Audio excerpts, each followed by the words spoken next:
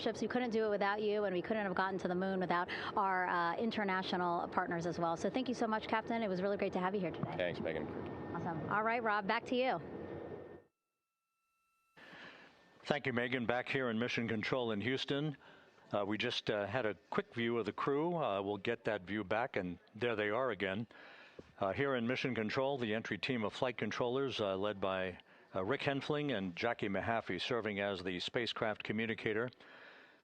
We have just handed over communications links from the Deep Space Network that we communicated with the crew through from the time of the translunar injection burn back on April 2nd. We've just handed back to the Tracking and Data Relay Satellite System as we prepare for the crew module service module separation that will take place just 17 minutes from now.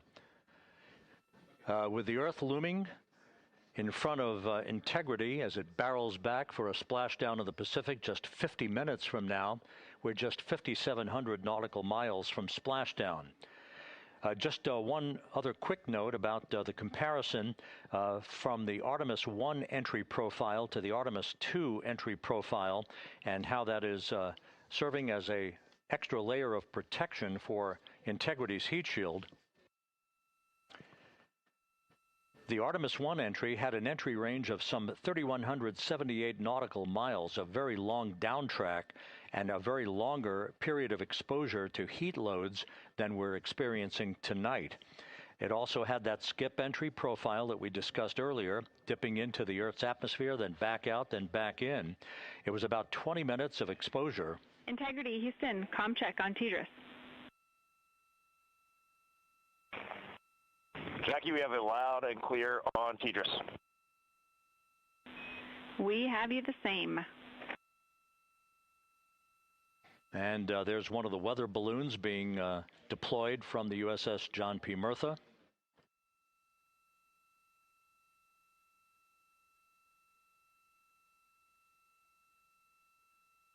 So the Artemis 1 entry had the vehicle. Any update on GPS? We haven't seen it track in yet.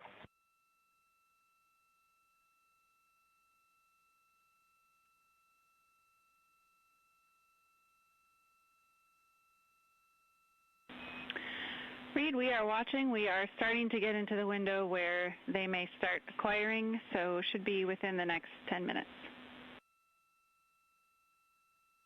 Okay, sounds good. We're holding at step 17 and getting ready for CMRCS hot fire.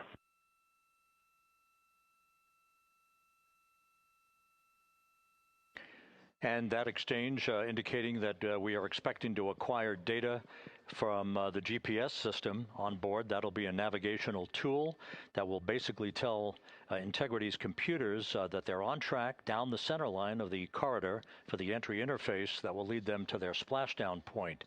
Once again, the Artemis 1 entry exposed the heat shield for about 20 minutes of peak heating. For Artemis 2, we're going to reach a downtrack distance of 1,701 nautical miles from the point of entry interface with just 14 minutes of duration. And it's basically a different angle of attack, a little bit steeper angle of attack that will protect the heat shield from excessive heat loads. So that is the difference between Artemis 1 and Artemis 2, all designed into this mission to gather data, to protect the heat shield, since the Artemis 3 mission and beyond will have a different designed heat shield that will allow that skip entry type of profile to be resumed for all of the future missions coming back from the south pole of the moon when we initiate lunar landings. So we've handed over to the Tracking and Data Relay Satellite System. That's where we'll have communications for the rest of the flight. Just to give you some time hacks here, we're 13.5 minutes away from crew module, service module separation, and just 17 minutes away from the raise burn, that 19-second firing of the thrusters that will basically be the final fine-tuning of the angle of attack for Integrity as it enters the Earth's atmosphere.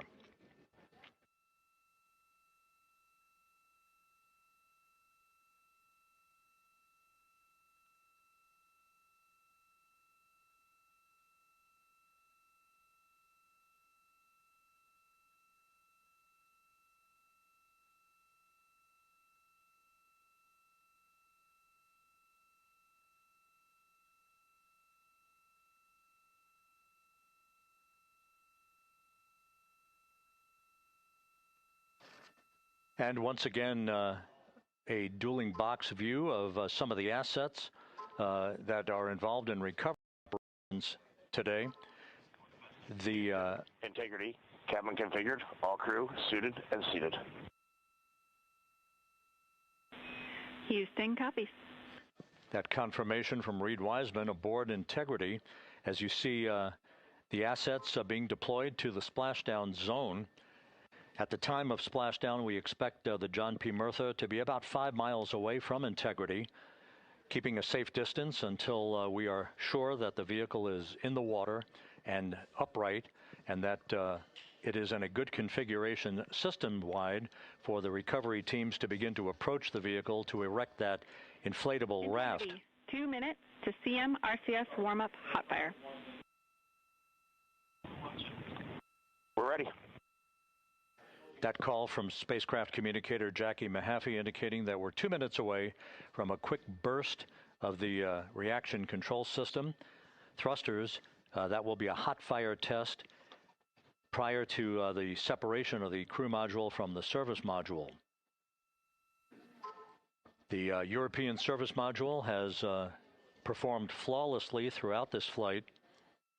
Everything, all the burns that had been prescribed for that service module have been executed on time and without a problem. There is the European flight control room that has overseen the manufacturing, the design of the European service module. They deserve quite a bit of credit on this mission for not only propelling the Integrity and its astronauts toward the moon, but also conducting the fine-tuning of its trajectory to bring it to this point where we are dead spot on down the middle of the corridor trajectory-wise to bring Integrity down for its splashdown in the Pacific just 44 minutes from now.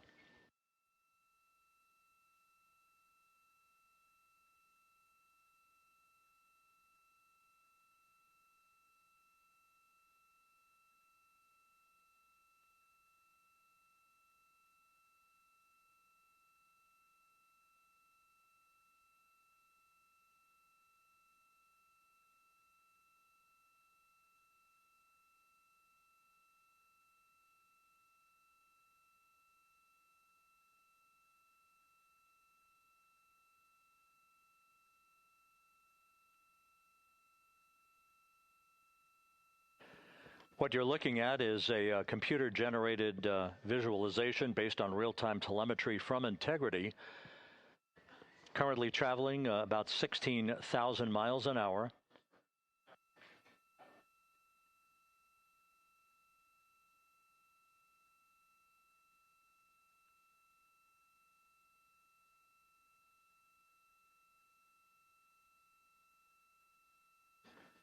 Integrity traveling about 16,000 miles an hour. For the prop cautions, we're taking a look. Copy that.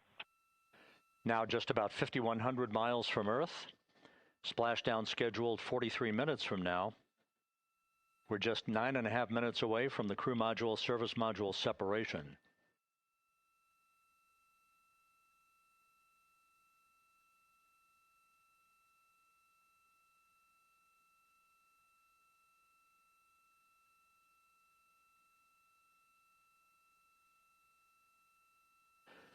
We are confirming.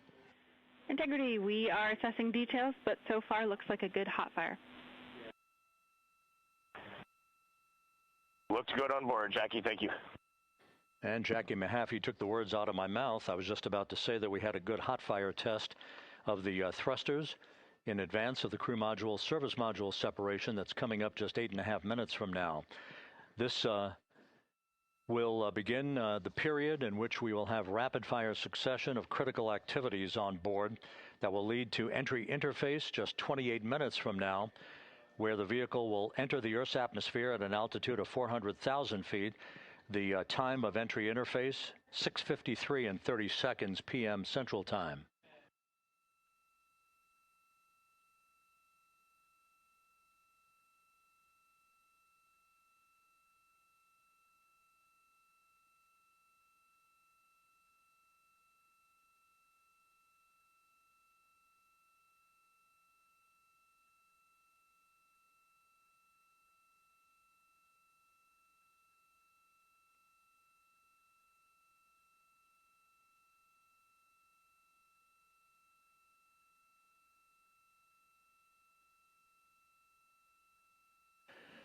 Integrity's astronauts were awakened at mid-morning to begin their entry preparations.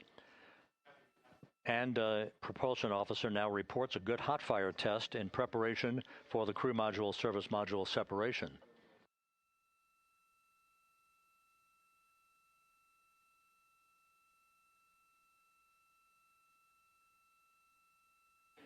We're now inside 41 minutes until splashdown. Integrity Houston, we have confirmed a good CMRCS hot fire.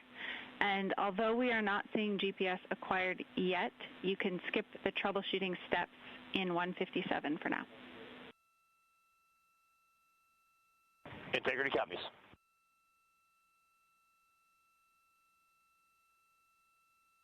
That GPS discussion indicating that we will be acquiring navigational data for Integrity through the Global Positioning System equipment on board. We just don't have it yet, but we will. All of Integrity's systems are in great shape to support its high-speed entry into the Earth's atmosphere. It, once again, will reach a peak speed of 24,661.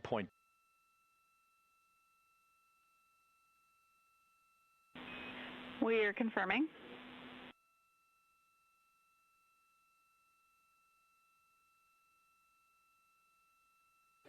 The Guidance, Navigation, and Control Officer here in Mission Control confirming that we have good lock on GPS data. We are on a communications link now through the Tracking and Data Relay satellite system. Now, following splashdown, we're going to lose that link and go to what's called a VLDR, a very low data rate communication link, so that we can talk to the crew inside Integrity as they are on the water. Integrity, confirm we do see good GPS.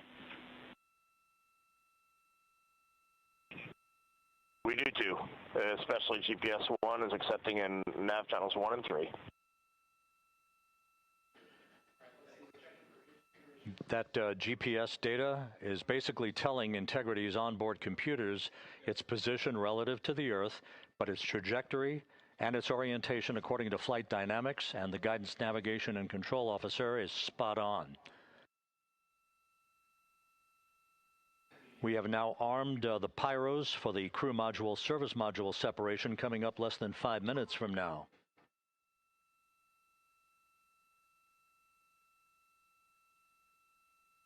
Once again,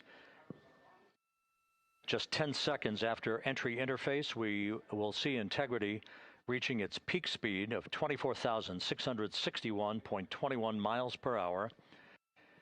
That will be just seconds before we begin a 6-minute blackout period. Integrity Houston, your vehicle is in a good config for CM-SM SEP and go for CM raise. Houston, we see the same on board and copy go for CM raise.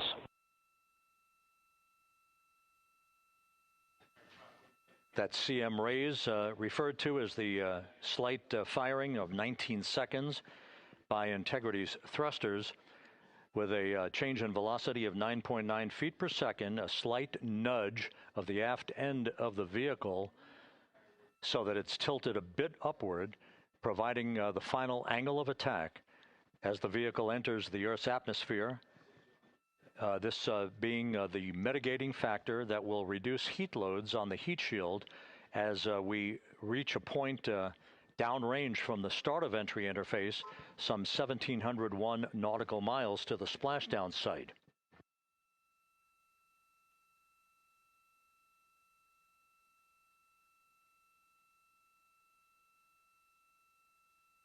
Integrity systems in excellent shape.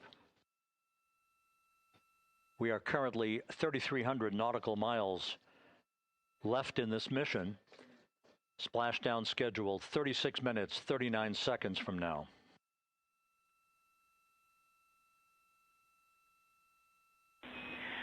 Integrity Houston, for the 2 enabled prop cautions, what happened is while the thrusters were firing, multiple pressure sensors on each of the strings diverged a bit from each other. Those limits look to be set pretty tight. We think it could happen again when the thrusters fire in the future, so we are going to suppress those messages. We concur with suppress, not inhibit. Thank you. That exchange between Jackie Mahaffey, our Capcom for tonight, and Reed Wiseman aboard Integrity, indicating basically to ignore sensor data. All of Integrity's systems are in good shape.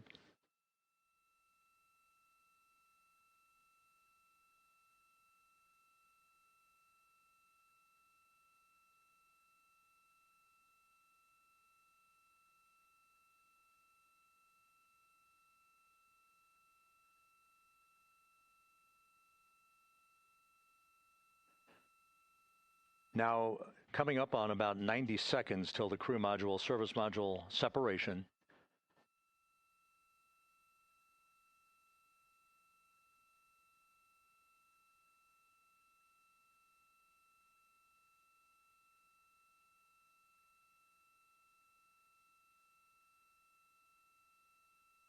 All quiet here in Mission Control as we enter the most critical phase of the completion of this flight. All of the preparatory activities leading up to the vehicle entering the Earth's atmosphere just 21 minutes from now.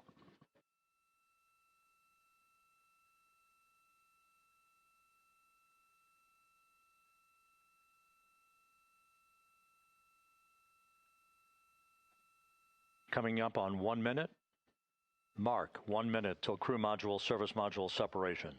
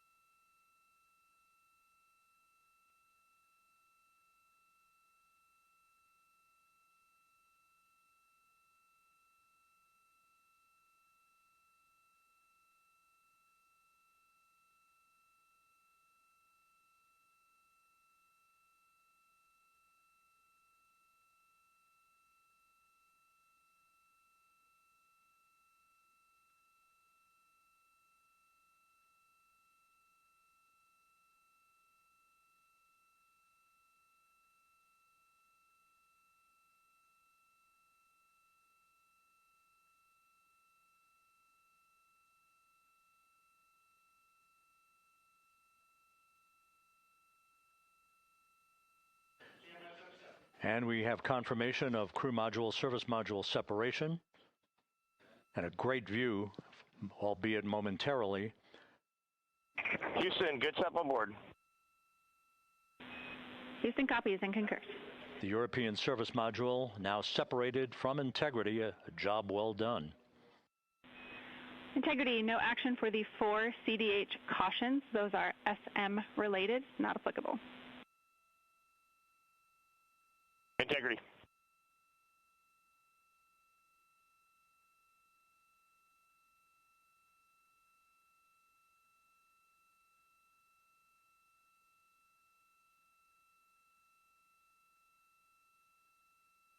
So, with Integrity now flying free on its own for the remaining 32 minutes of this mission.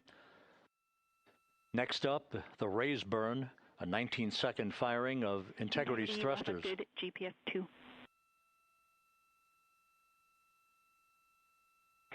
Integrity copies, good GPS 2.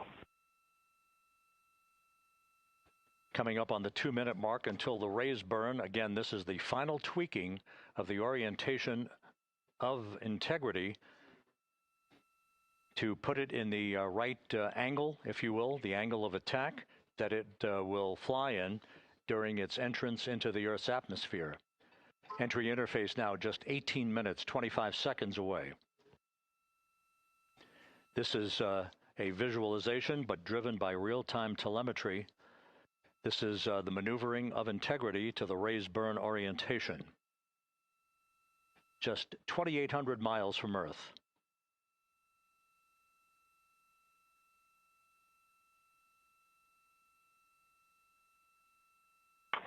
Houston, we got a great view of the European service module out the window with the sun hitting the side and the solar rays and the NASA worm right there. It's a beautiful looking machine. Roger.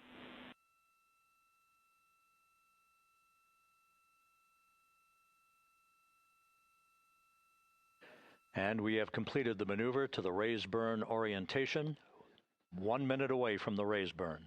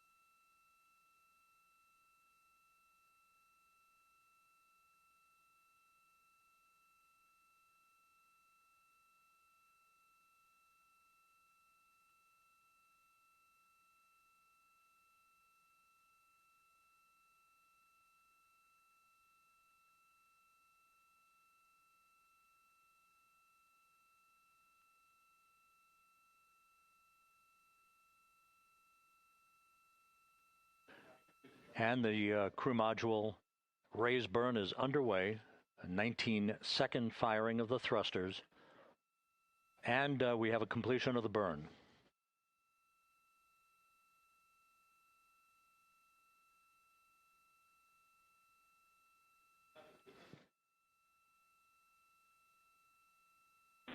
Integrity, good. CM raise burn. Your flight path angle is within limits.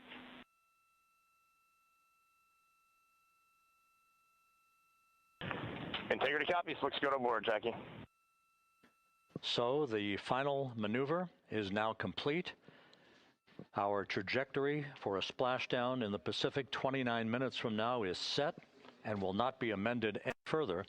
And we have the right angle of attack to mitigate any excessive heat loads on the vehicle during entry interface. Integrity Houston, a heads up about comm coverage. When you perform the 180 roll, for the first minute or so in that attitude, we expect about a minute LOS. We copy.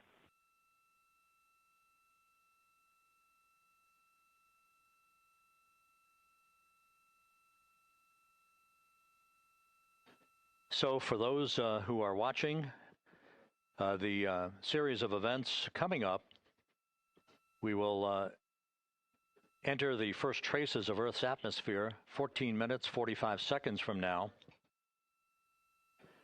6:53 and 30 seconds is what is pegged for entry interface at an altitude of 400,000 feet, traveling at approximately 34,800 feet per second, range to touchdown or splashdown 1,701 nautical miles.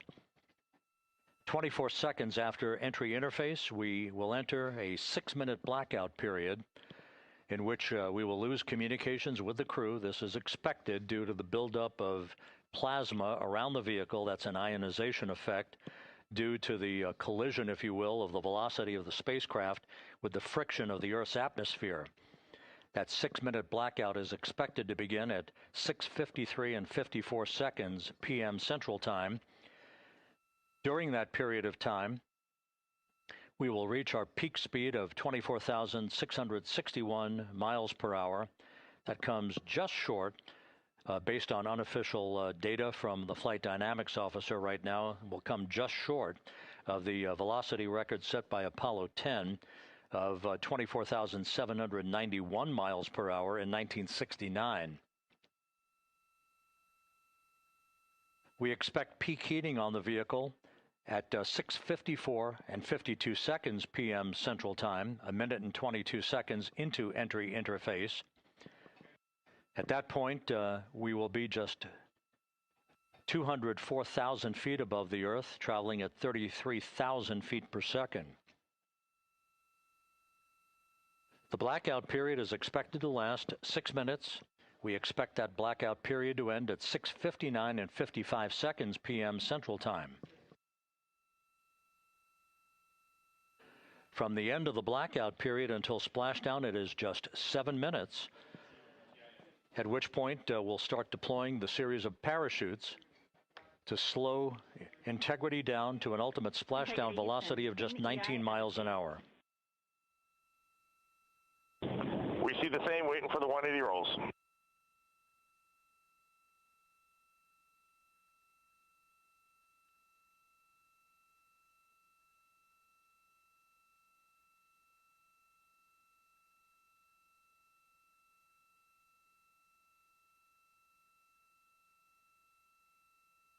The parachute deployment sequence, once again, will come in several segments, but in rapid fire succession. And we have a great view of the moon out window 2.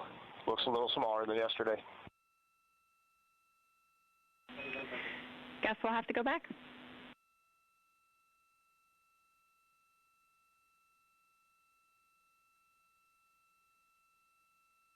Reed Wiseman and Jackie Mahaffey exchanging discussion on a view of the moon that Integrity's astronauts are seeing in the final minutes of this mission that will be completed with splashdown just 25 minutes from now.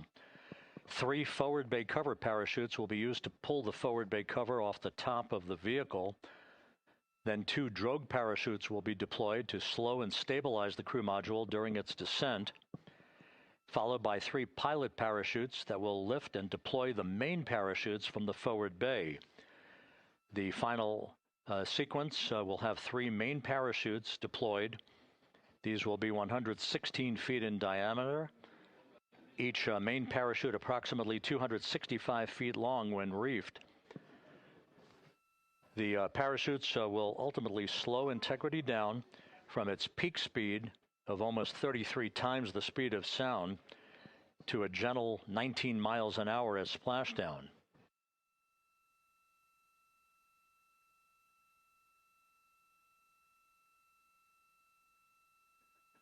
The vehicle is now currently in a roll to the proper attitude for entry interface. Our trajectory is right on according to flight dynamics.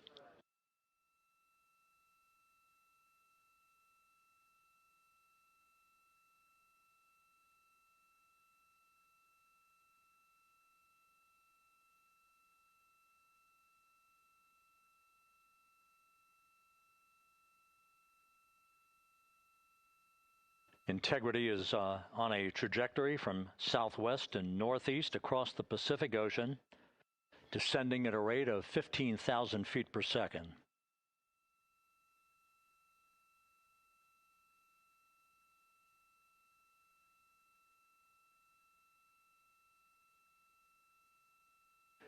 Range to touchdown 4,300 nautical miles, all the systems in excellent shape.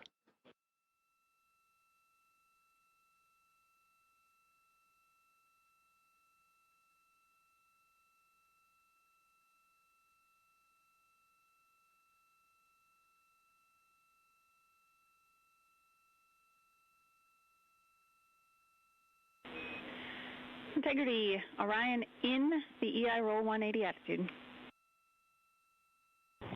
Looks good on board, Jackie.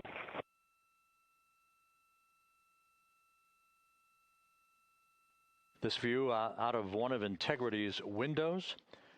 We had a call for 3 good baros. Those are barometric pressure sensors that feed altitude and rate of descent information to Integrity's computers that will trigger the parachute deployment sequence. We are less than 9 minutes away from entry interface, 22 minutes from splashdown.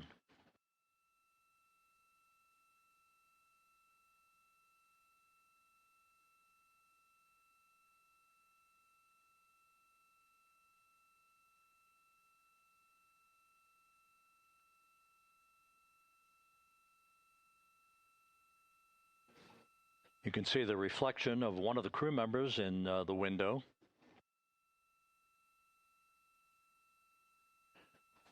Out in the Pacific, the weather conditions remain go. Just a few clouds, some scattered clouds, winds at 10 knots, wave heights just about 4 feet. A gentle day in the Pacific for the homecoming of Integrity's astronauts.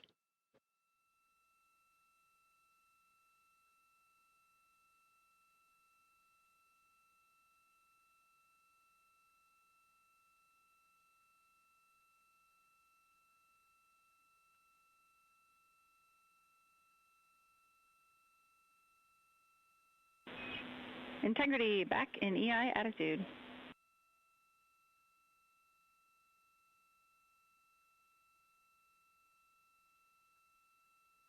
We see the same on board, Jackie.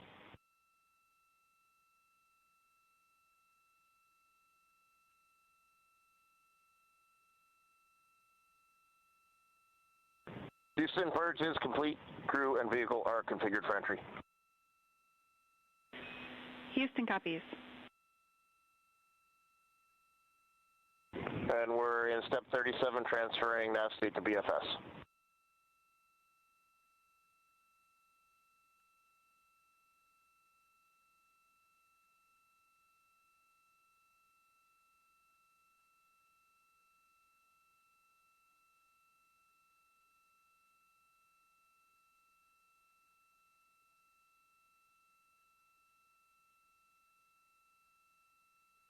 And Houston, in instruction 509, we are not below 0.2.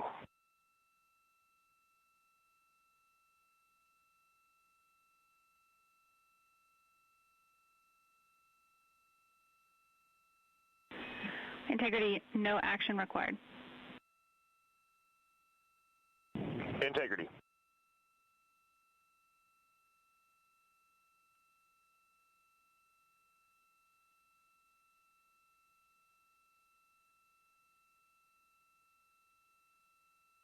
Now 6 minutes away from entry interface, we will hit the first traces of Earth's atmosphere at an altitude of 400,000 feet, traveling about 34,882 feet per second. Ranged splashdown at that point will be 1,701 nautical miles.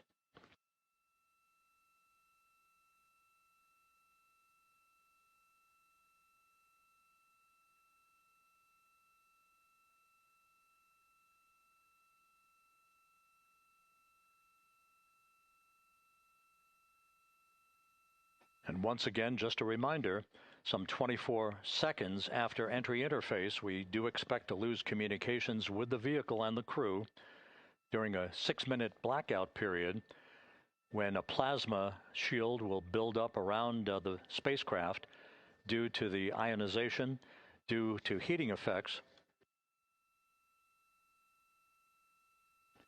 And Flight Dynamics has just confirmed we will have a blackout period of exactly 6 minutes in duration.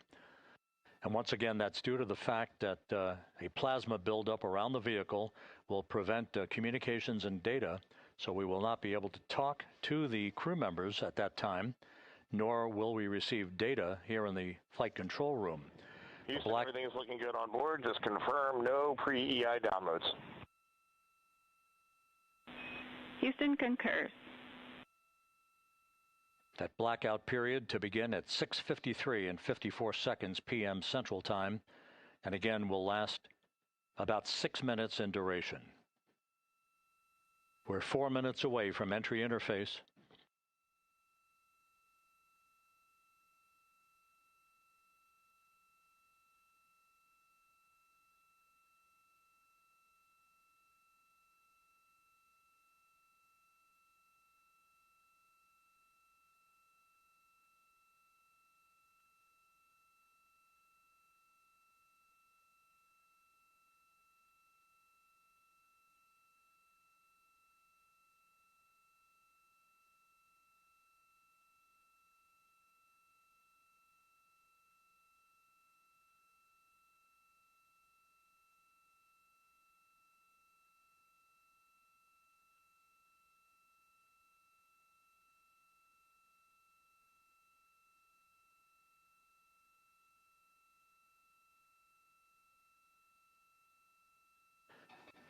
This view from Integrity as it crosses from southwest to northeast across the Pacific Ocean, 3 minutes from entry interface.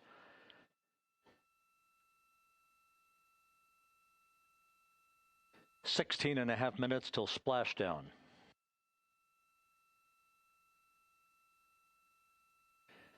The USS John P. Murtha and the recovery team is on station and in position, as are the airborne imagery assets that we hope to receive imagery from as Artemis enters the Earth's atmosphere and through parachute deployment.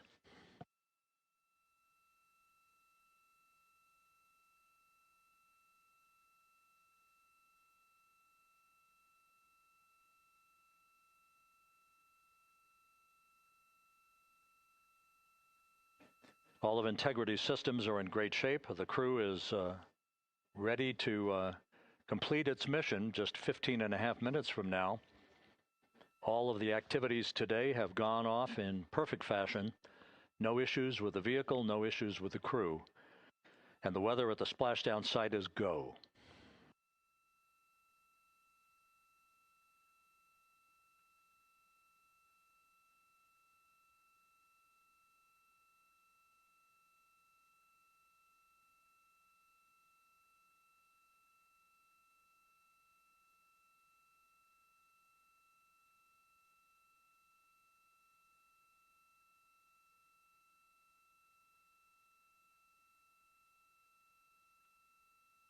Coming up on 1 minute until entry interface.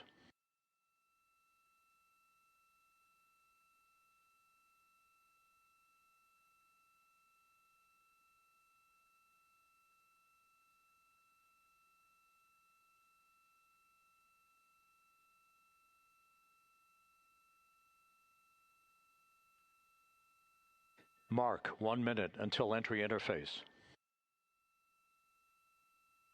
1 minute 20 seconds until the expected start of our 6-minute blackout. Integrity, 1 minute to a 6-minute blackout. Integrity.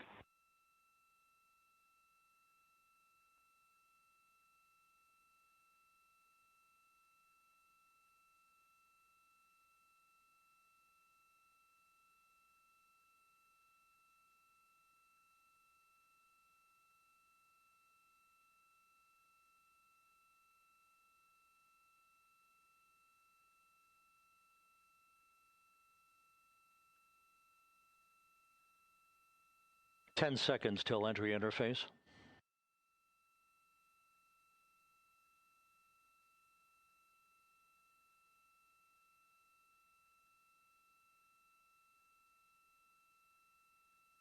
And we have crossed the threshold, now entering the Earth's atmosphere. We're at 400,000 feet, traveling 34,800 feet per second.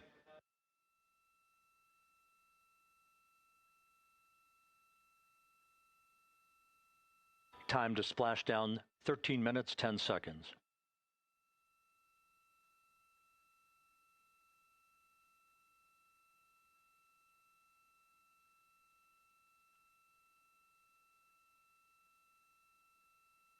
And as predicted, we've entered our communications blackout. This will be a 6-minute blackout period. No voice, no data from the crew.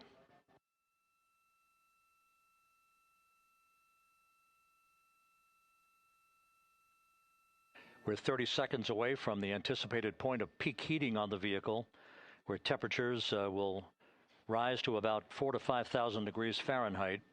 This is the true test of our trajectory.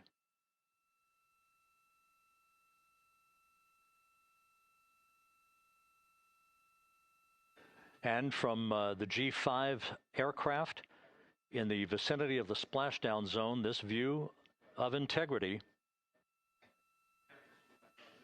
So that pinpoint of light shows the vehicle as it enters the period of peak heating in the Earth's atmosphere, the first tug of gravity being felt by Integrity's astronauts since their launch back on April 1st.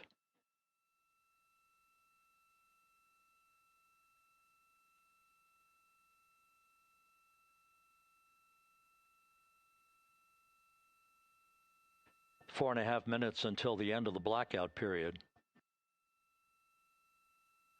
Time to splash down, 11 minutes, 33 seconds.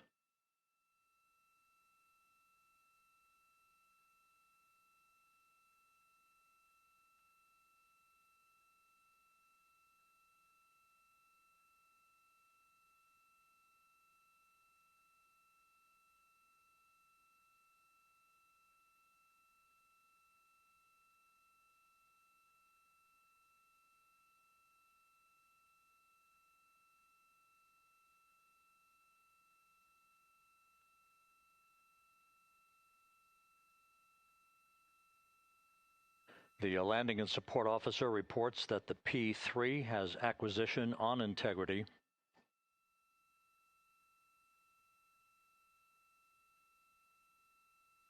Three and a half minutes left in this blackout period.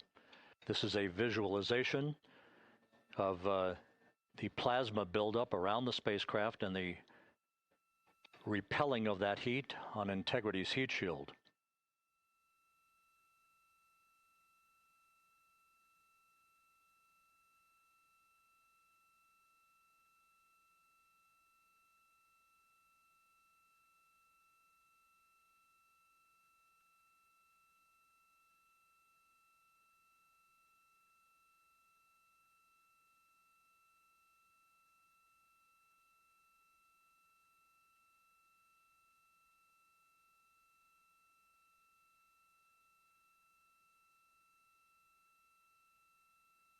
Flight Dynamics reports that airborne assets in the vicinity of the splashdown zone do have a visual on Integrity. Still 2 minutes and 40 seconds left in our blackout period. Time to splashdown, 9 minutes, 35 seconds.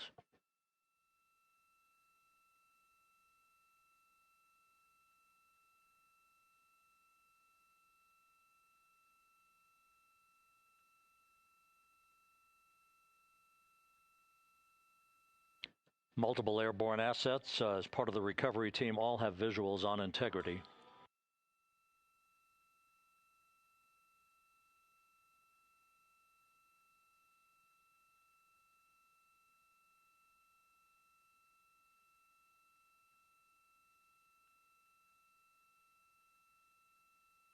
And the WB-57 flying in the splashdown zone also has a visual.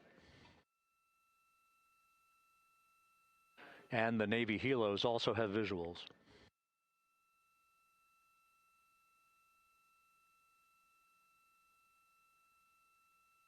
We're still in the blackout period. Still do not have communications from the crew.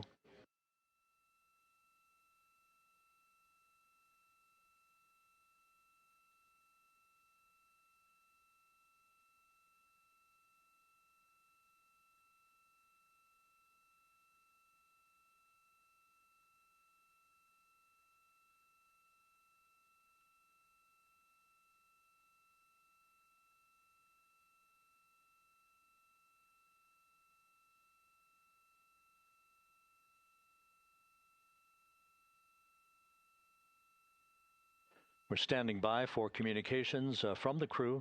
We should be out of the blackout period less than a minute from now.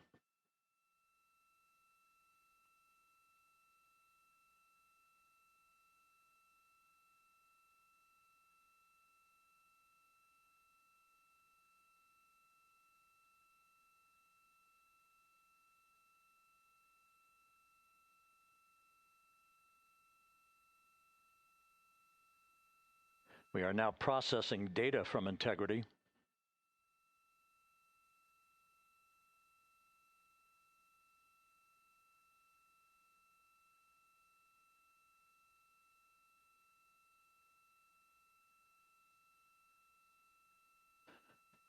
Landing and support officer reports the small boats are en route to the splashdown target zone.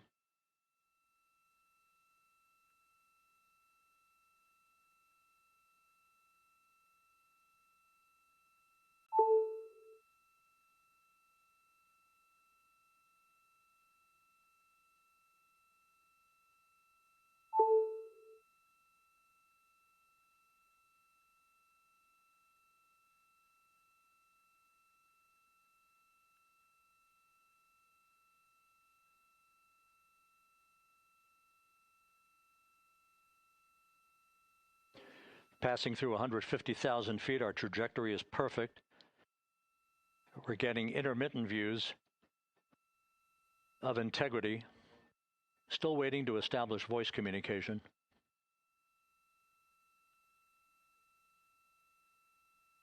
Integrity, Houston, comm check, post-blackout. Houston, Integrity, we have you loud and clear. Your trajectory is nominal, and your recovery teams have visual. Guidance looks good. No action for the enabled internal camera controller fail. Big cheers from the viewing room here in Mission Control as voice communication reestablished with Commander Reed Wiseman. For America and a waiting world, Integrity is 5.5 minutes away from coming home.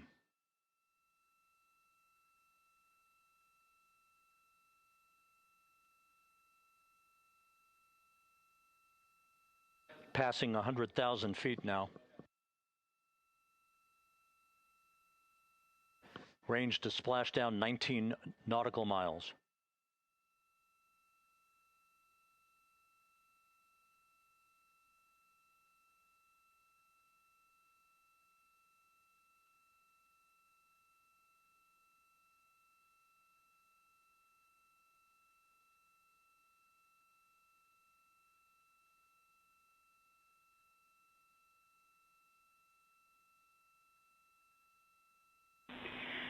Integrity, impact to the camera controller fail is no Cab 1 views of the chutes.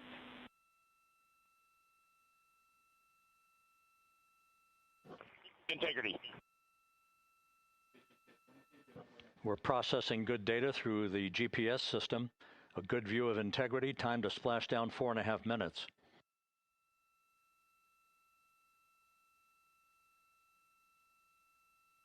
And a view of Integrity from the WB-57. We're at 50,000 feet.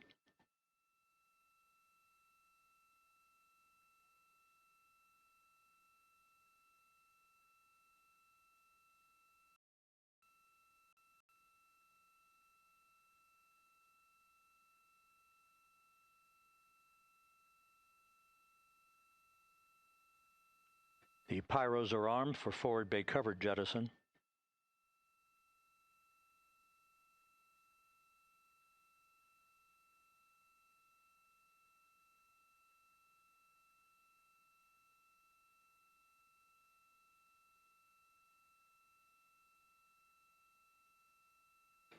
And there go the first series of parachutes. And we're on drogues. And Houston, we're visual 2 drogues out the window. 2 good drogue shoots. Next up. We copy, we see them. Next up, the deployment of pilot parachutes that will pull the main chutes out. Time to splash down 3 minutes and 10 seconds.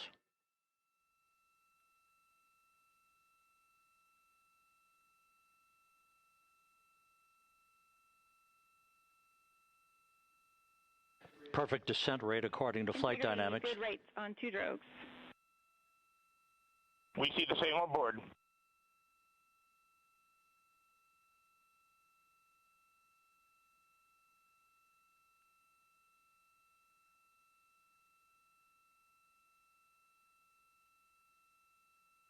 Passing through 10,000 feet, still on drogues.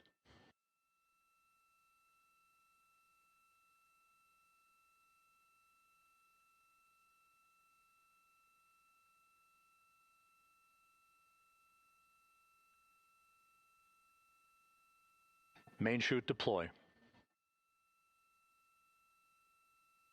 We're at 5,000 feet.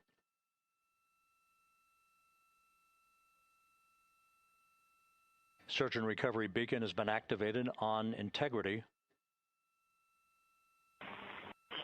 And we have 3 good main chutes. Good 3 main chutes, good reefing, good descent rate. Good rates, and we see 3 good-looking parachutes.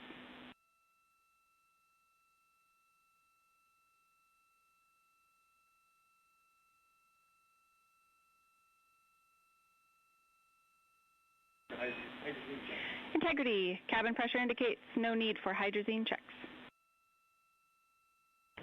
Integrity copies.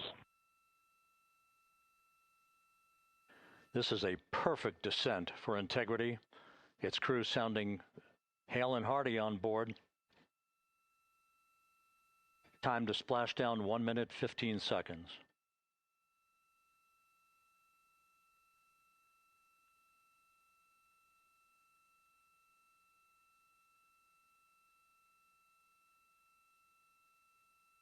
Integrity about to complete a journey spanning 694,481 miles from its launch from the Kennedy Space Center back on April 1st, and a trip around the moon.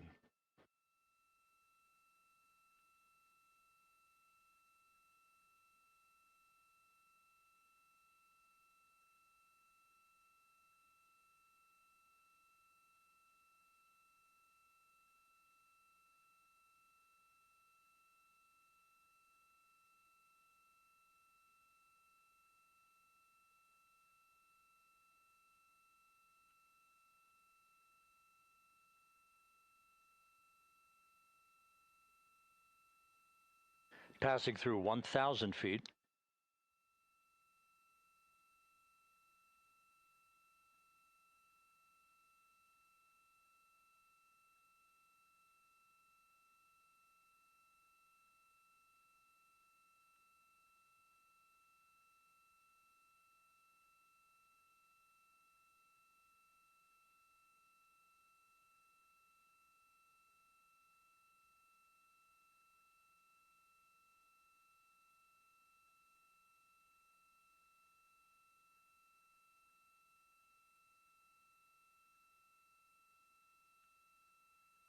Houston, Integrity, splashdown, sending post-landing command now. Splashdown confirmed. Copy, splashdown, waiting on VLDR. Splashdown confirmed at 7:07 p.m. Central Time, 5:07 p.m. Pacific Time. From the pages of Jules Verne to a modern-day mission to the moon, a new chapter of the exploration of our celestial neighbor is complete. Integrity's astronauts back on Earth.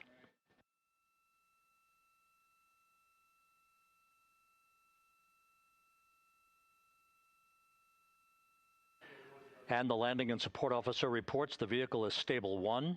We still will be deploying the crew module uprighting system to maintain that orientation. A perfect bullseye splashdown for Integrity and its 4 astronauts.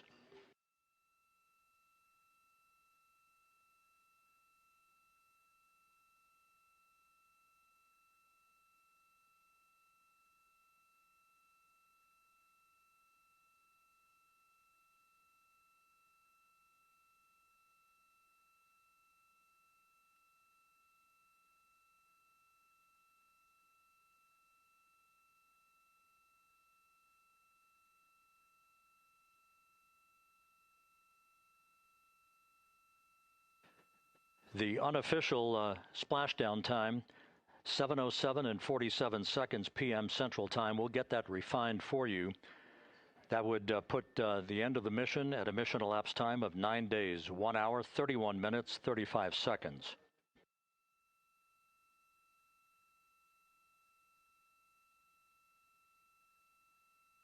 And we're configuring for very low data rate.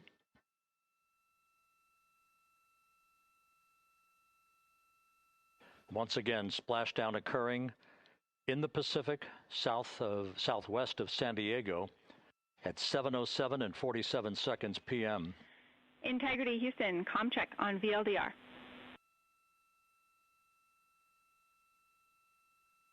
Houston, we have you loud and clear on VLDR. How us? We have you the same. We'll meet you over in post-landing. Perfect communications established. A journey. We are stable 1, 4 green crew members. Houston copies all. Reed Wiseman reporting 4 green crew members. That is not their complexion. That is the fact that they're in great condition. That's what that means. So stable 1, upright. The crew module uprighting system is being deployed. The 5 airbags being inflated through helium to maintain the upright configuration for the vehicle. This was a textbook entry and a textbook touchdown for Integrity. Reed Wiseman, Victor Glover, Christina Cook, and Jeremy Hansen back on Earth after a journey around the moon.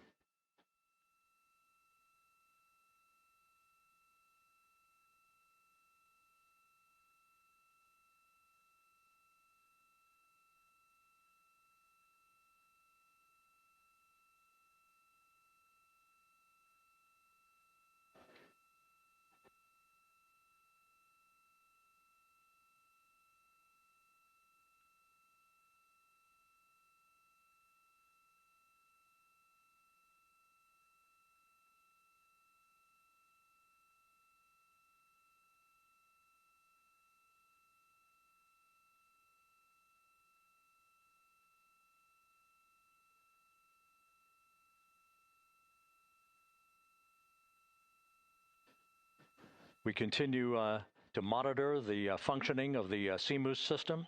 The airbags are being inflated to maintain a stable 1 or upright configuration. And there's a good view from one of the naval helicopters hovering overhead. Reed Wiseman reporting 4 green crew members, meaning they're all in excellent shape.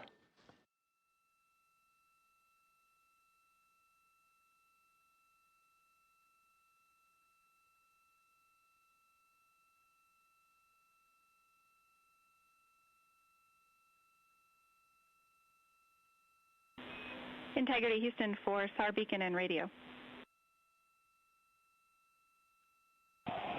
SAR beacon is in for 06, and we're powering the radio now. Go ahead.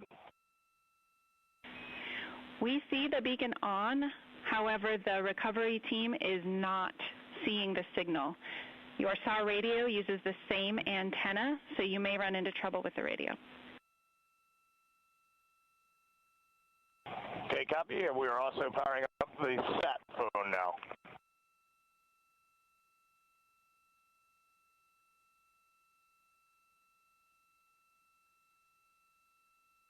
So Integrity is in great shape.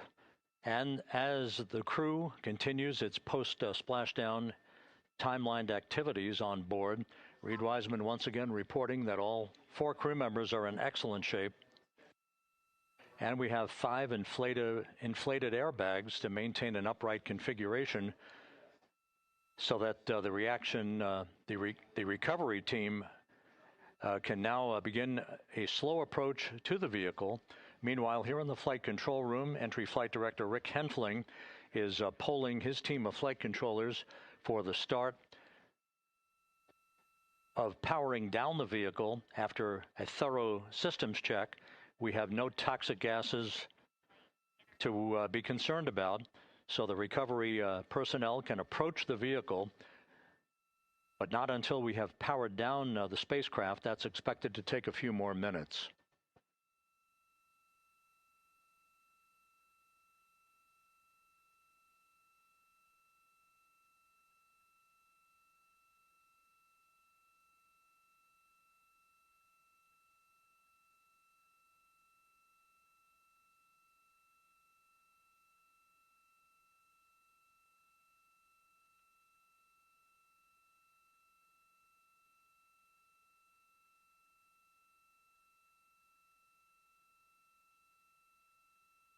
Integrity back on Earth following its historic flyby of the moon. It was, for all intents and purposes, a textbook mission. On 2828, but I'll remain on this frequency. We copy.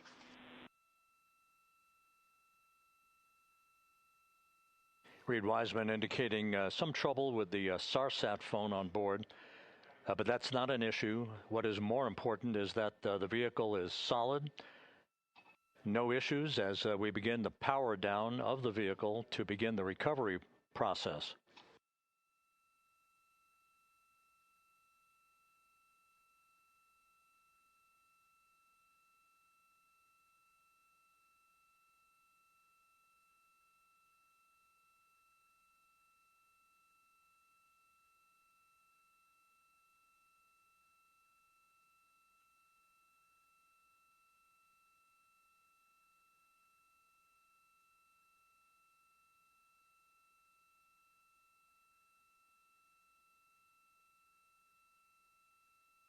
The propulsion officer here in Mission Control reports that we have safed the prop system on Integrity. Can you say again? That was very weak and broken. Integrity, Houston did not call.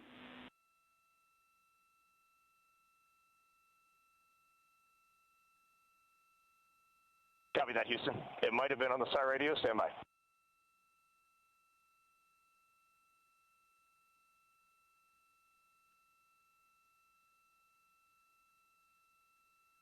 All of the milestones were executed in perfect fashion.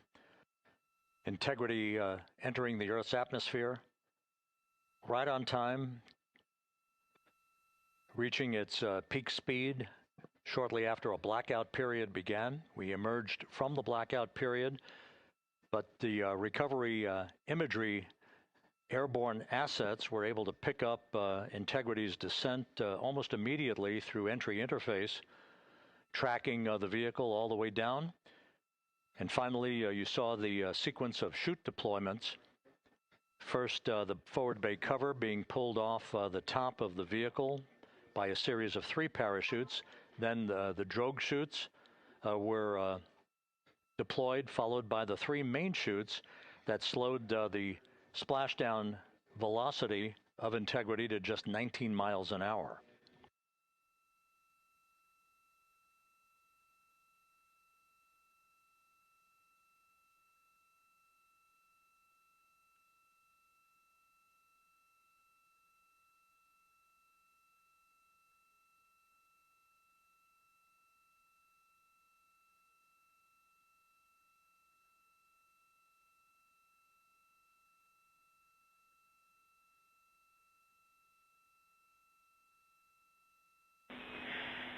Integrity, Houston, with no joy on SAR and SAT phone, we'd like you to command an additional 15 minutes for a total of 30-minute power down delay.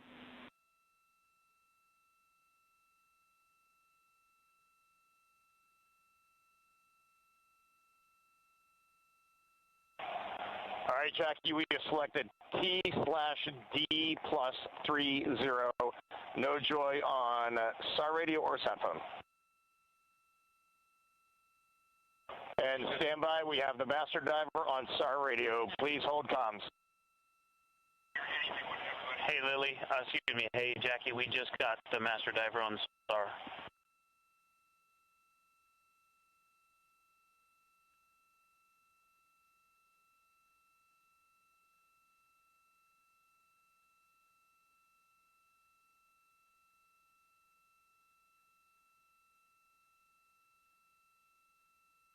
A good view of one of the fast boats. Integrity, Houston, if you are happy with your comm with master diver, you can go back to the 15-minute power down. Okay, stand by. Yeah, we'll confirm here in a second.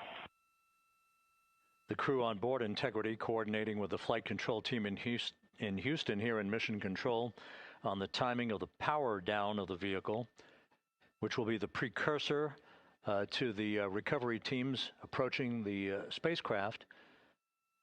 There are no issues with Integrity. We've had a bit of broken capability in establishing a SARSAT or satellite phone communications capability between the crew on board Integrity and the recovery team. That will get sorted out here shortly. There's plenty of cooling on board Integrity, so there's no rush to begin the power down. I'm trying to call you on the sat phone and not getting an answer there either. Concur. We haven't had anything come through.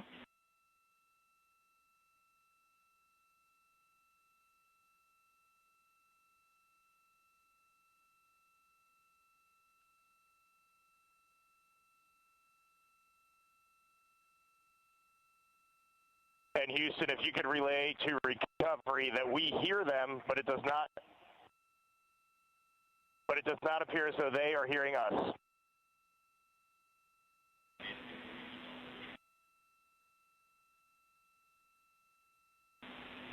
Houston copies, and Reed, just to confirm, you are pushing the PTT on the radio.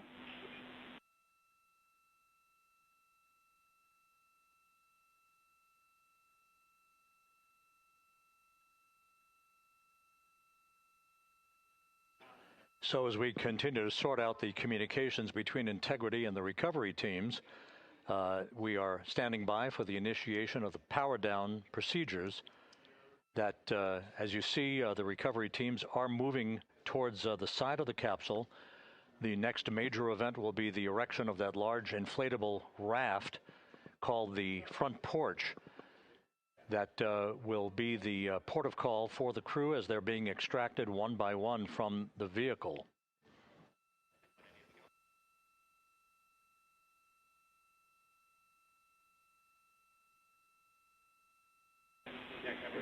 Integrity, Houston, for sat phone, we are going to attempt to call you.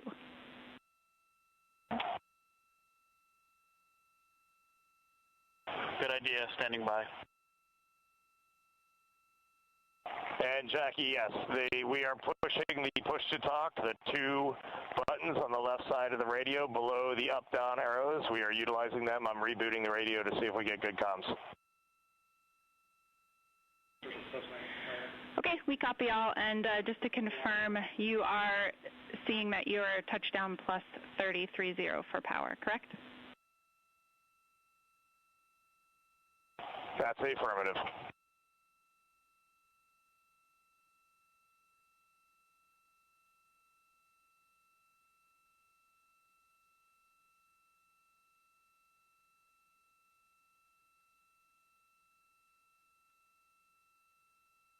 We are trying a backdoor approach to have Mission Control here call the crew on their satellite phone. This is all part of the coordination for the power down of the vehicle. that will initiate the actual recovery operation. The first boats with the Navy divers on board are standing by, waiting to close in on Integrity to begin the process of erecting the large inflatable raft that's called the front porch that will be where the astronauts are extracted from so that they can have a few minutes to get their land legs back before they're hoisted aboard the Navy helicopters for the flight back to the deck of the USS John P. Murtha.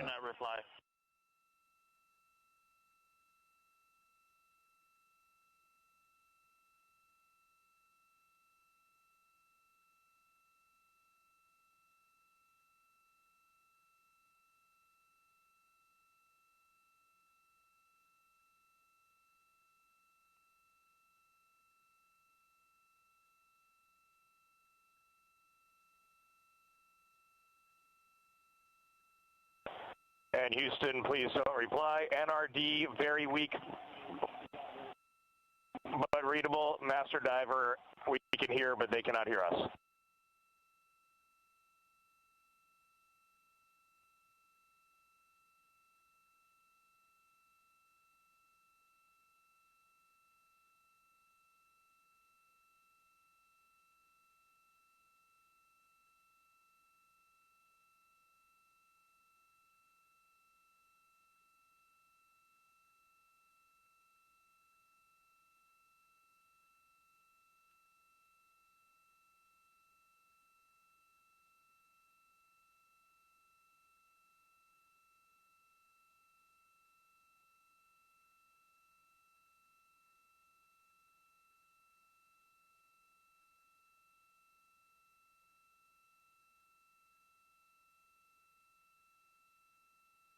And Houston on OE1, is there any chance to tie us into NRD?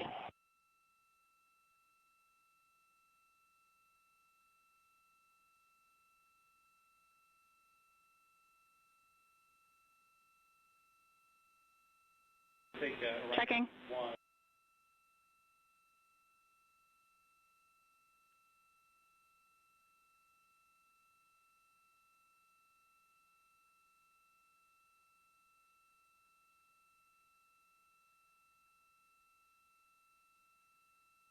This is Mission Control, Houston. While we stand by for the establishment of communications between Integrity and the recovery team that is basically standing by very close to the spacecraft, we're going to go to the deck of the USS John P. Murtha, where Megan Cruz is standing by with Administrator Jared Isaacman.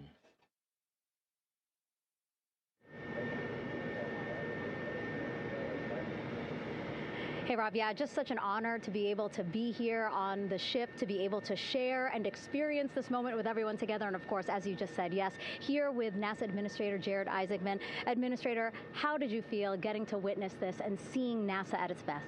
Oh, I mean, I'm honestly, I'm still at a loss for words. I mean, you know, like the childhood Jared right now can't believe what I just saw. I mean, almost been waiting my whole lifetime to see this, and then it's NASA Administrator. I just couldn't be more proud of the entire workforce, the years, the effort, the late nights, all the hard work from across the country that contributed to this incredible moment right now.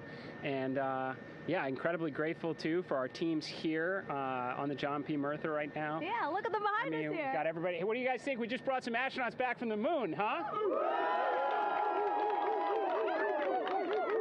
Unbelievable.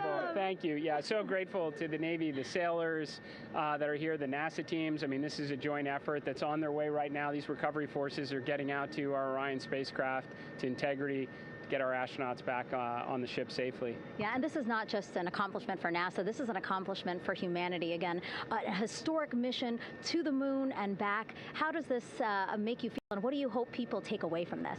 Well, I'll tell you, you know, I think about the crew members that we've all had an opportunity to observe over the last 10 days, right? I mean, they're absolutely professional astronauts. I mean, wonderful communicators, almost poets. But then I think these were the ambassadors from humanity to the stars that we sent out there right now. And I can't imagine the Artemis 2 crew that just completed a perfect mission right now. So yes, it's a huge moment for everybody, right? I mean, we are back in the business of sending astronauts to the moon, bringing them back safely, and to set up for a series more. I mean, this is not a once in a lifetime, which you hear sometimes around here. It's like, this was a once in a lifetime. No, it's not. This is just the beginning. We are going to get back into doing this with frequency, sending missions to the moon until we land on it in 2028 and start building our base. Yeah, are we going to build on the momentum for Artemis 3? I mean, it's just around the corner. Absolutely. So, I mean, that's, part of me too. Like, I can't wait to get the crew off of Integrity right now, but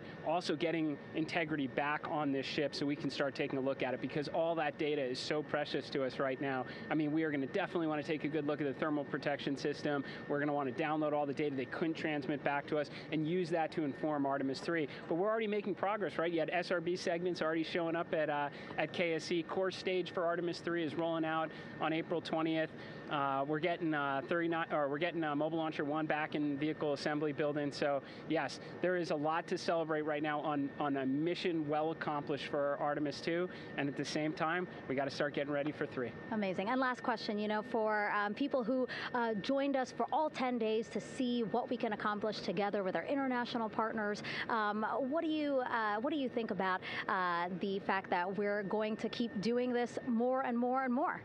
It's incredibly exciting. I mean, yes, it's the contributions, like the best and brightest across the NASA workforce from across the country, our industry partners, our international partners. We had a Canadian Space Agency astronaut on board in Jeremy. We had the European Service Module. And you think, in the days leading up to this launch, I mean, 48 hours prior to launching Artemis 2, I was meeting with the Italian Space Agency. We signed a memorandum of understanding to build a habitation module on the moon. I mean, you have countries, all of our allies and partners coming together saying, we are committed to this effort. We are returning to the moon. We're doing it to stay. We are building that enduring presence. We are going to master the skills on the surface of the moon so someday we can undertake missions to Mars. It's just an incredibly exciting time, and we're not going at it alone. We're bringing everybody along with us. Absolutely. And speaking of everyone, one more time, we're going to ask the crew here, you guys ready to land on the moon? Awesome. I love that. Okay, well, thank you so much, Administrator. Appreciate you being here. We're, of course, going to stay on to watch the crew get extracted from Orion, so stay tuned, and we'll see you back here shortly.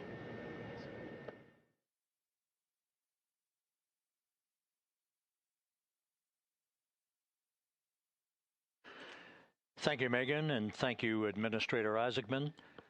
We are in the process of working to establish that communications link and to establish the procedures that will lead to the power down of the spacecraft, which is gently bobbing in the Pacific following a bullseye touchdown that occurred at 7:07 p.m. Central Time, 5:07 p.m. Pacific Time, 2.5 hours before sunset in the Pacific, southwest of San Diego. We have once again heard from the crew during that interview opportunity with the administrator, and we have 4 healthy crew members on board.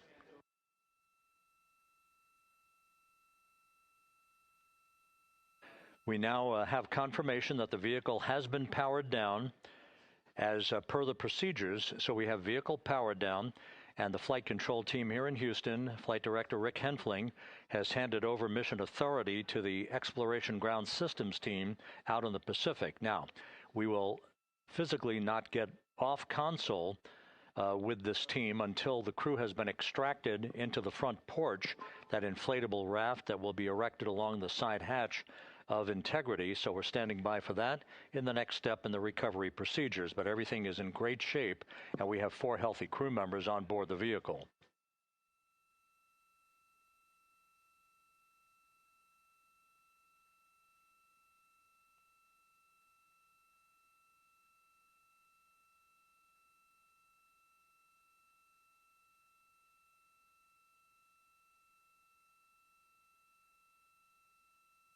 All of the entry events went by the book, no issues, perfect trajectory for Integrity that was culminated with one final raise burn to improve the angle of attack for the vehicle as it entered the Earth's atmosphere. All of that flight dynamics computation worked like a charm.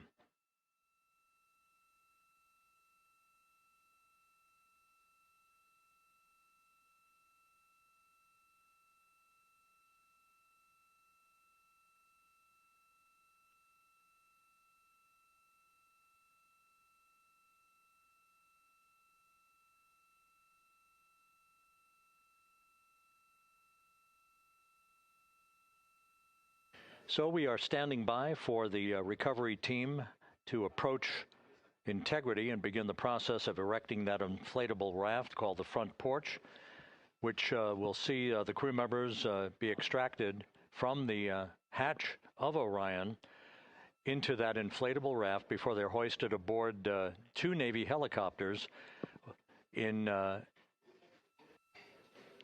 variety of different configurations. Each crew member will be hoisted in sequential fashion, in alternating fashion, two crew members for each helicopter before they turn around to head back to the John P. Murtha. Once on the deck of the ship, they'll be brought into medical bay for comprehensive medical exams. But Reed Wiseman has reported several times that the crew is in excellent shape.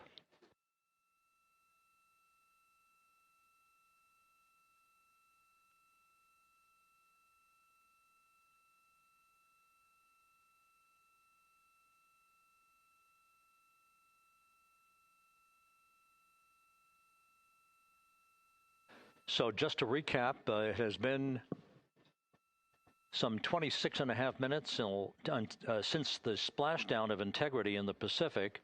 The vehicle is in excellent shape. It performed like a champ all the way down through the Earth's atmosphere. All of the vehicle functions were checked off in excellent trip hammer fashion. The parachutes all deployed as planned. Splashdown occurring at 7:07 p.m. Central Time, 5:07 p.m. Pacific Time.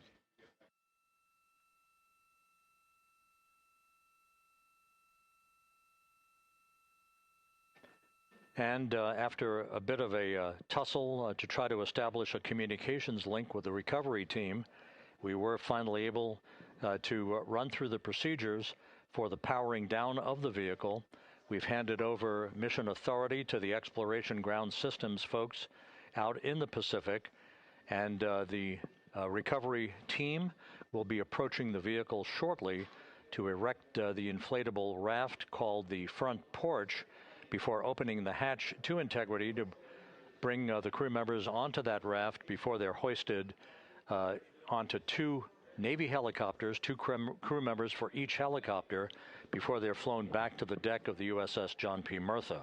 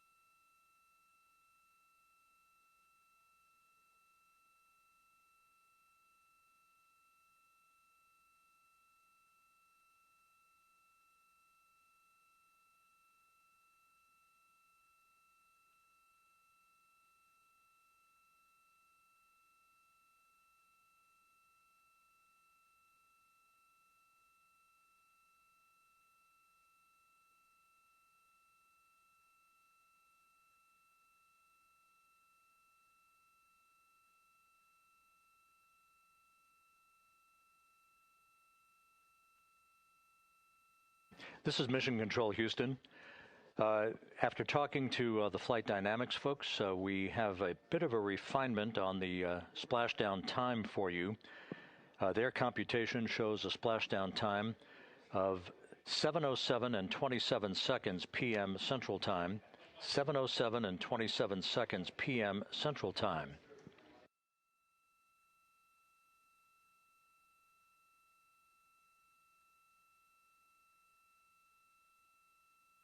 That would equate to a mission elapsed time of 9 days, 1 hour, 32 minutes, and 15 seconds.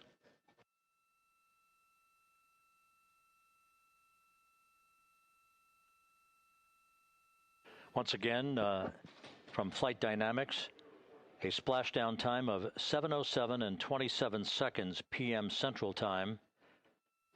That would equate to a mission elapsed time of 9 days, 1 hour, 32 minutes, and 15 seconds.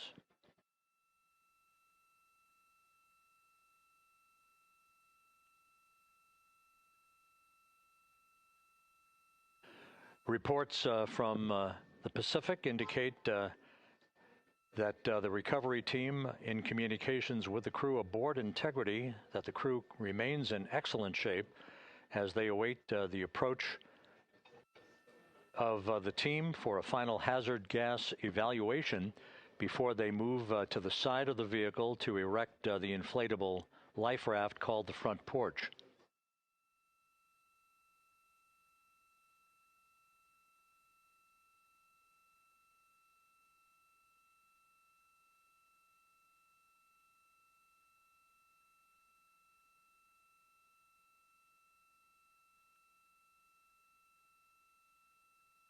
Again, no issues with Integrity. The vehicle is powered down. All of its systems are now safed.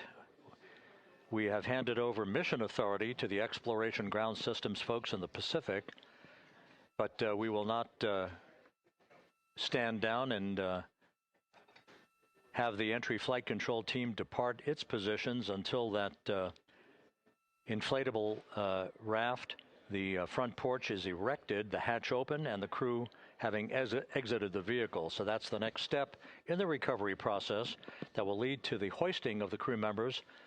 For 2 crew members for each helicopter, they'll be hoisted to a pair of Navy helicopters that will then fly a short distance back to the USS John P. Murtha. What you're looking at is one of the fast boats circling the vehicle to make a hazard assessment.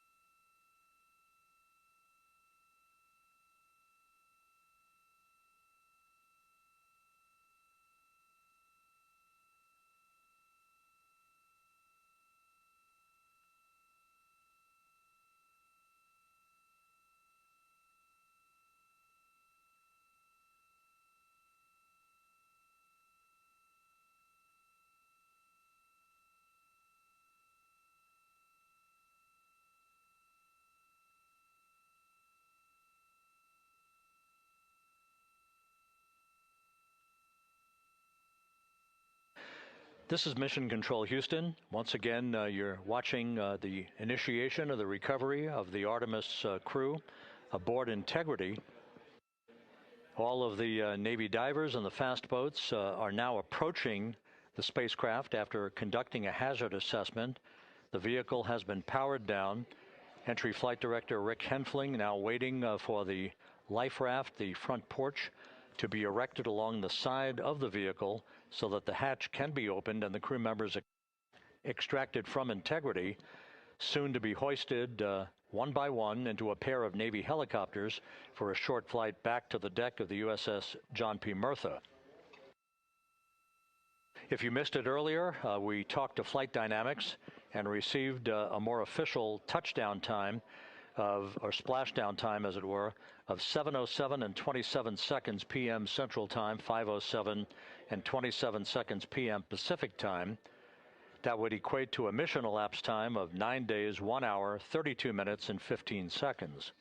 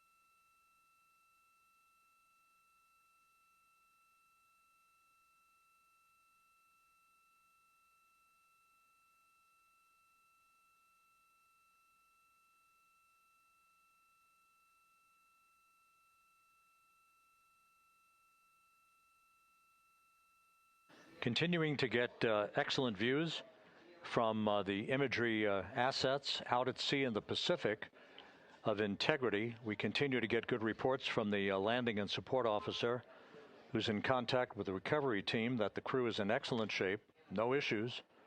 They're just currently biding their time, waiting for the front porch to be erected. We have no hazardous hazard gases and no hazardous situation with the vehicle. It performed perfectly all the way down from entry interface to its splashdown in the Pacific at 7:07 and 27 seconds p.m. Central Time. And as you can see, the first phalanx of recovery personnel now pulling up alongside of Integrity.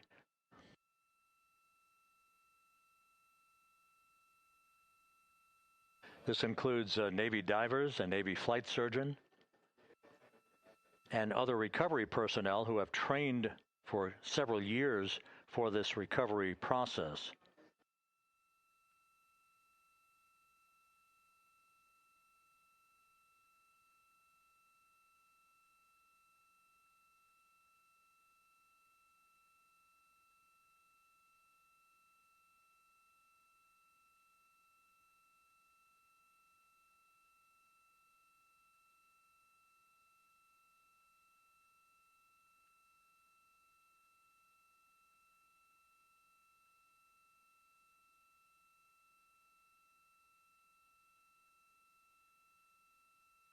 At this hour, some 41 minutes following splashdown, the vehicle has been powered down. There's no hazardous gas emanating from the vehicle. That's why the first team of recovery personnel has been able to pull alongside Integrity. And the reports continue to come in that the 4 astronauts are in excellent shape.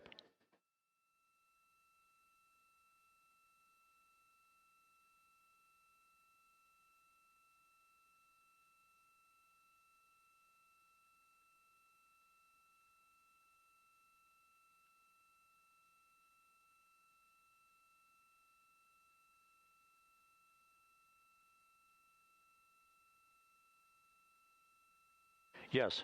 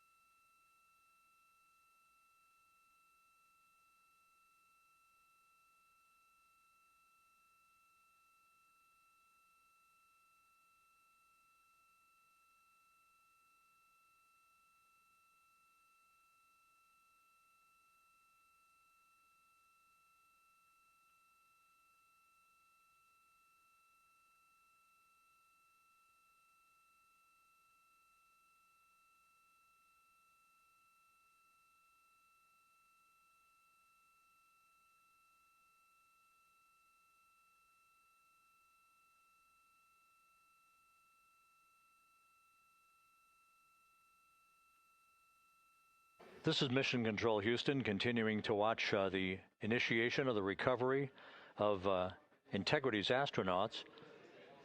One by one, they'll be brought out of the spacecraft onto a large inflatable raft just a short time from now. In the meantime, we can go back to the USS John P. Murtha, where my colleague Megan Cruz is standing by to provide her situation report. Megan, can you hear us?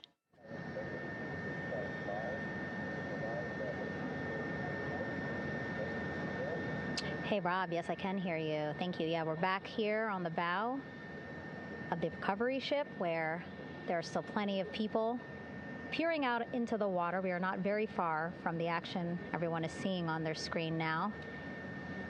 The Orion spacecraft, Integrity, in the ocean, surrounded by a number of recovery boats.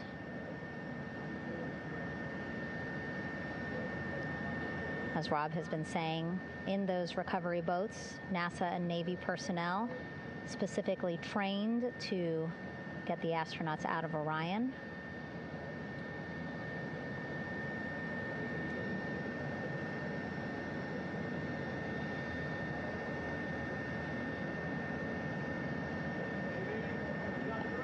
In some of our wide shots, you can probably see that there are 6 boats out in the water. More than 40 people out in the water right now on those boats.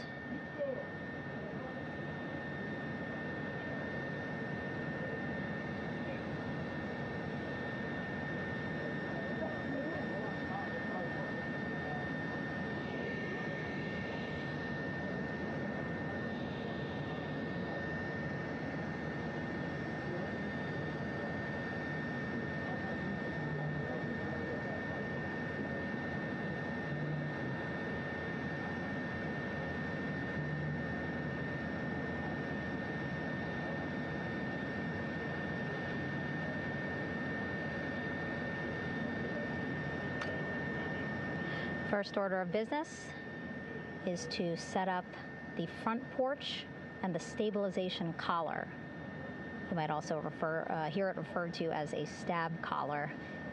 Basically just to make sure that Orion stays upright, doesn't sway in the water too much, again, to make it easier for recovery forces to get the astronauts out.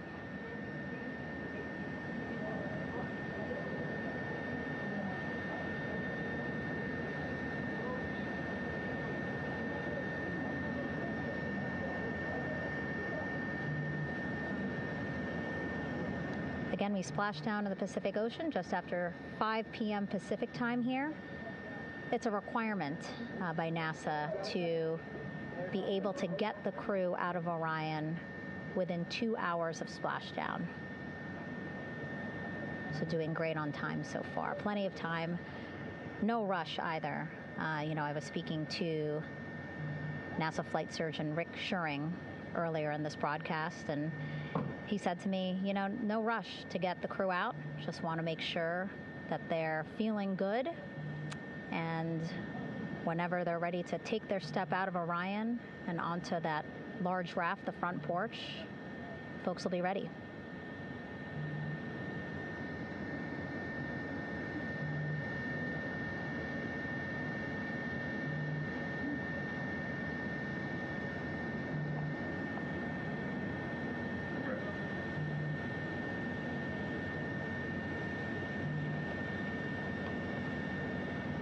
And as there are mission audio loops in Mission Control in Houston, there is a mission audio loop here on the ship, and it was just reported out that the side hatch is open. Side hatch of integrity is open. You're getting these beautiful shots from our aerial assets. The ship itself, where I'm on, just 3,000 yards away. Again, plenty of people on the boat here, glued to the side closest to where they can see all this action. And again, with just 3,000 yards separating us, great views from the bow here. You can see now that side hatch is open. One of the Navy personnel is about to get inside there.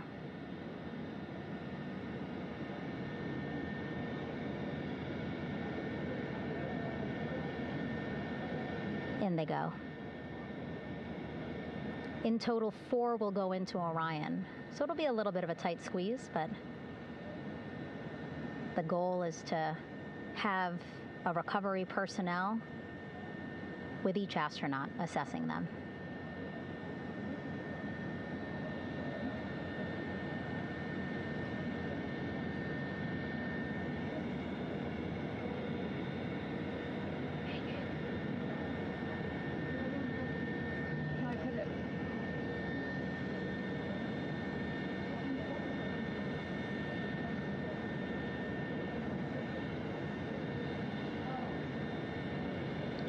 Boats getting closer now. Again, that one that's right up against Orion, those are the divers that will go in to the spacecraft to check on each of the astronauts.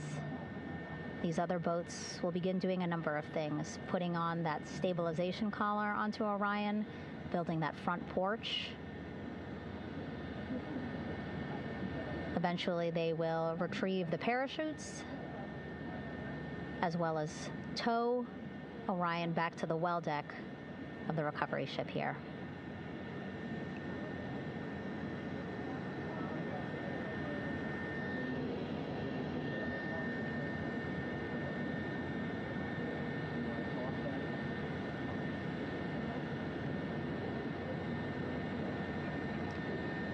And so as we wait for the Navy and NASA personnel to get their assessment of the crew inside of Orion, why don't we toss it back to Rob for an update? Yeah, thank you, Megan.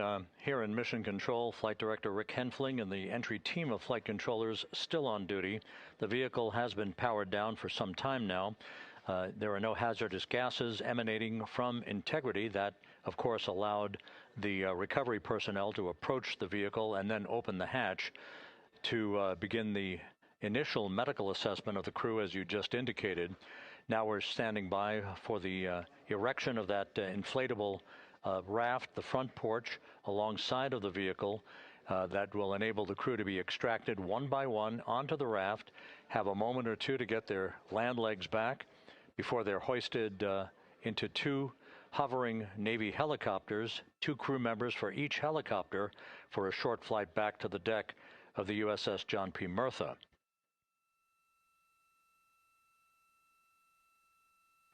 All of Integrity's systems operated flawlessly throughout the course of the approach to the Earth, the entry into the Earth's atmosphere, and all of the key milestones that followed in this high-speed return to Earth for Integrity, a mission that spanned more than 694,000 miles from the vehicle's launch from the Kennedy Space Center atop the Space Launch System back on April 1st.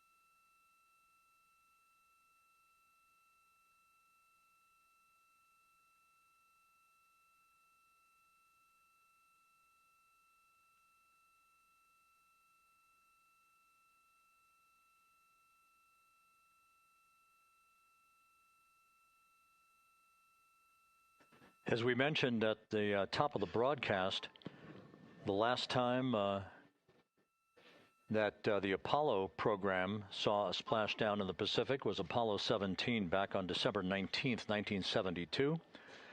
So for the first time in some 53 and a half years, we have reenacted that with the arrival of Integrity's astronauts as they flew around the moon in that historic lunar flyby that began with a trans-lunar injection burn that took them out of Earth orbit following 24 hours of a high Earth orbit trajectory. The high Earth orbit trajectory enabled flight controllers here to have a full 24 hours to evaluate the systems on Integrity and the condition of the crew before they would commit to flying to the moon.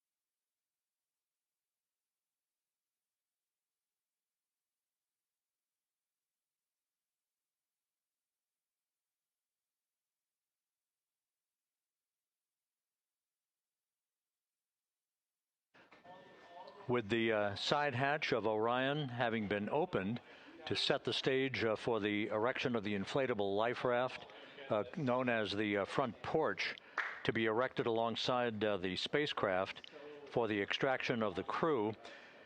Let's play for you an interview that my colleague Megan Cruz conducted on the USS John P. Murtha with Navy diver First Class David McMahon that explains how this process is unfolding. Okay, Davey, so you and some of your team, one last look over of the stabilization collar, correct? Yes, ma'am. Okay, so what is this stabilization collar? This is what's going to stabilize the capsule out there in the ocean.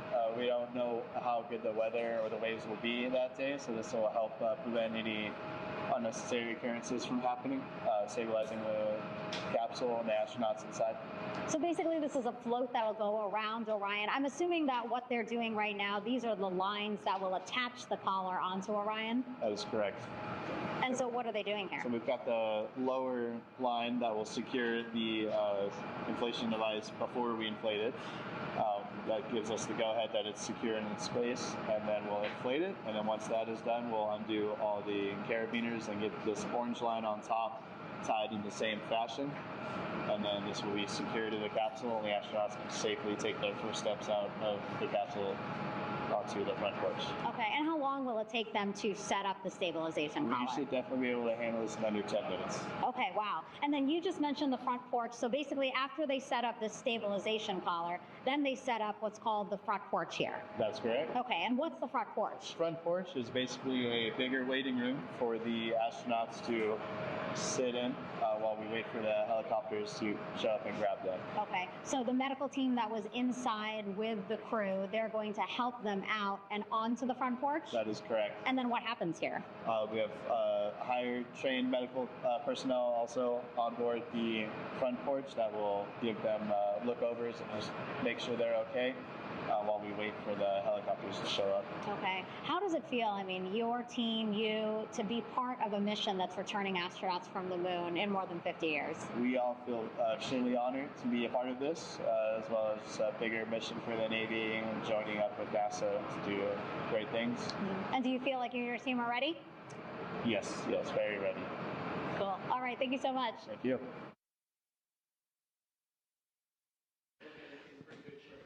Once again, the recovery operations are continuing out in the Pacific. We shortly should see that life raft, the front porch, erected alongside the side hatch of the vehicle.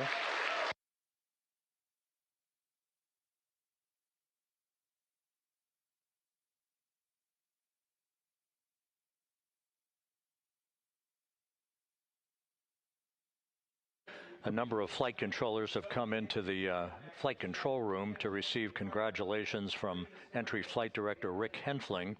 But we're going to stick with our operations out in the Pacific as we await the extraction of the 4 crew members who are reported to be in excellent condition.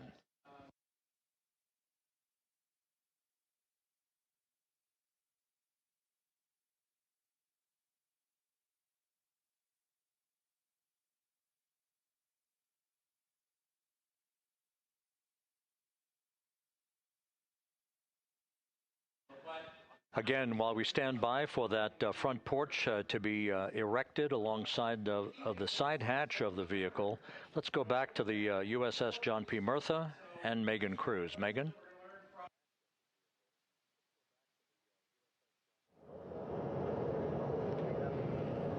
Hey, Rob. Pausing now to listen to some internal audio loops. Again, the operations team here on the ship communicating with everyone out on the water. It seems like currents are hindering them a little bit from unfurling and inflating the stabilization collar as well as the front porch.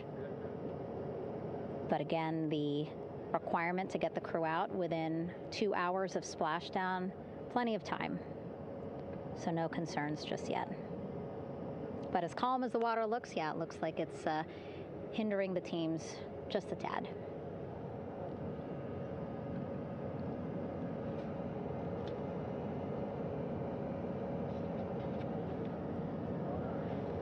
You can see in some of our shots that side hatch still open. Again, inside there are now 8 people inside. 4 divers, Navy divers, all with medical training, each assigned to an astronaut each. Making sure that they're comfortable, feeling good.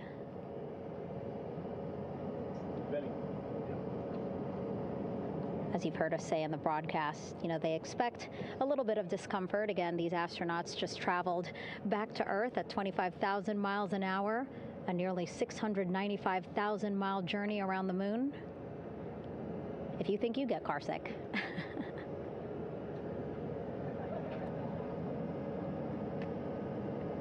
Again, 6 boats out there, lots of gear with them, just in case, right? As we said, the crew reported feeling great, but again, all those folks out there in case they weren't, right? NASA is all about making sure we think about every situation that can happen, and so, of course, wanted to be ready in case any of our astronauts needed more medical attention while out there in the water.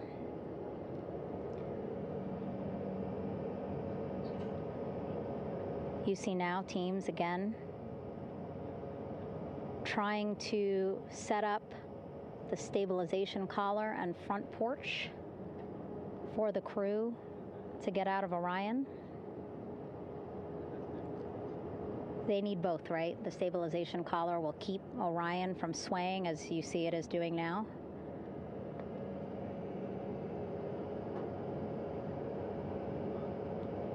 And then they will connect the front porch to the stabilization collar so that the crew can take 2 steps and they will be in the front porch.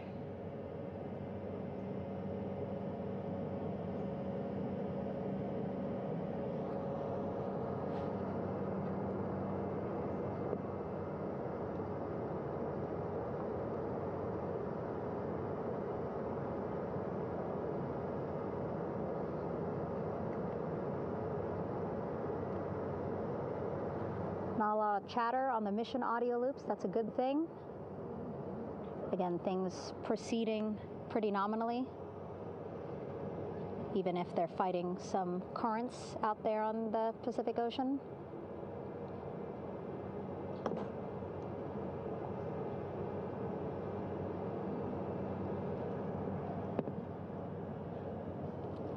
Again, the goal, setting up the stabilization collar and the front porch so that the crew can rest comfortably in the front porch, get placed into harnesses so that 2 helicopters can lift them off the front porch and onto the USS John Murtha here.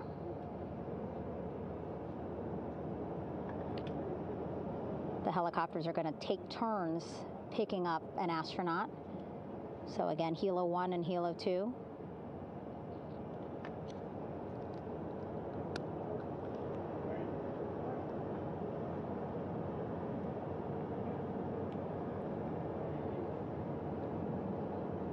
Okay, and the recovery team here on the ship just got a report from the undersea medical officer who is inside the capsule with the crew. He is reporting all 4 members are green. All of our 4 astronauts, Reed, Victor, Christina, Jeremy, green, meaning they are feeling great, not the complexion of their skin. They are feeling great, happy to be home, and ready to be extracted as soon as possible.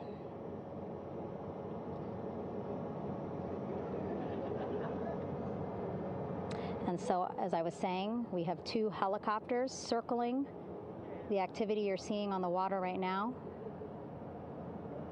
Each will take turns picking up an astronaut. So Helo 1 will come on in, hover above the front porch, about 40 feet above the front porch. A Navy recovery specialist will be hoisted down into the front porch. The restricted maneuvering doctrine is in effect. Will connect to the first astronaut, which we're expecting to be Christina. And then Helo 2 comes around, picks up Jeremy, while Helo 1 stays above head, and then Helo 1 will come back in for another astronaut, and then Helo 2 for the last astronaut, and then back to the flight deck here on the recovery ship.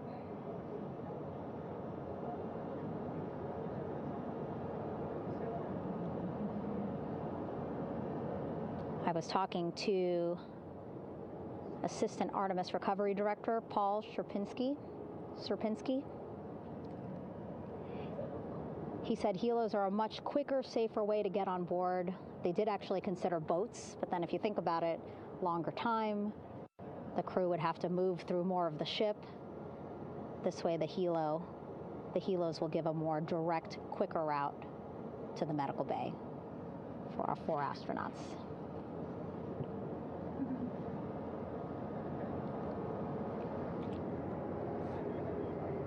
Beautiful shots from our aerial and imagery teams.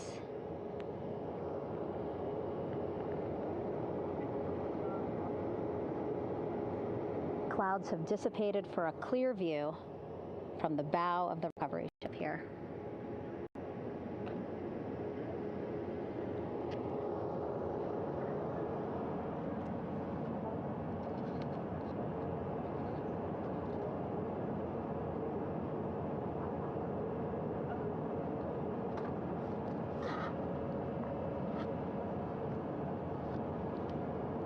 You can still see divers in the water there.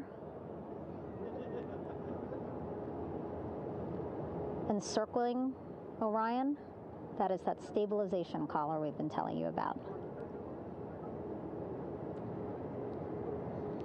As you saw in that interview just a few minutes ago, they have to first connect it to Orion, and then once it's secured onto Orion, they can inflate it, and then they'll further secure it with other harnesses and lines.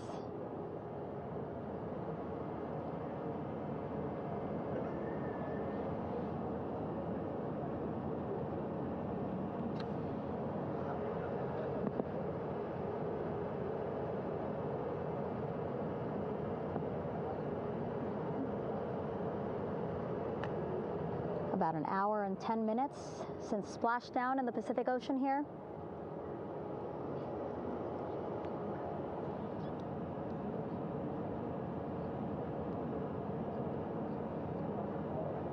Reed, Victor, Christina, and Jeremy back home after a history-making mission to the moon and back.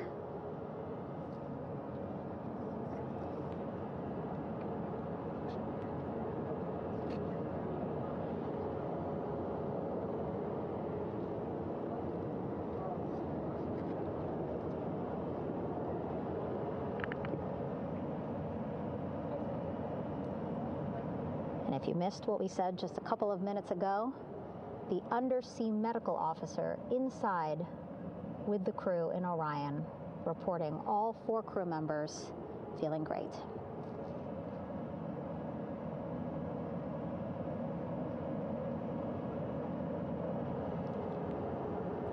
Progress being made there on the stabilization collar. It looks like they are beginning to inflate it.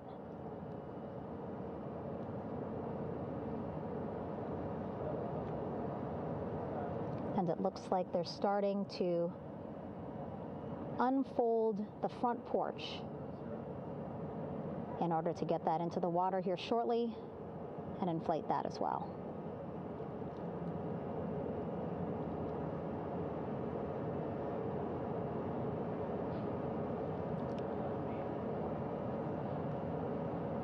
Again, more than 40 people out in the water right now. And those Navy and NASA personnel have been in the water for now about 4 hours.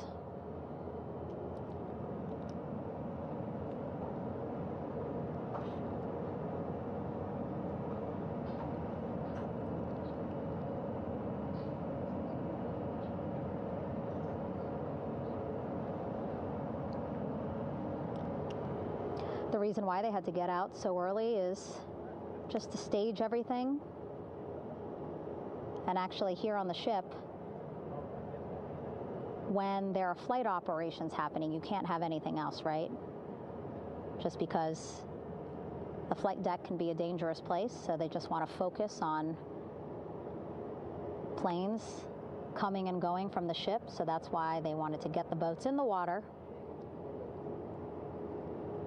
to make sure that they have all the time they needed for the flight ops. And then the same crew here out in the water, they will stay out in the water for a number of hours after we recover the crew and get them back on the ship, because then they have to recover Orion.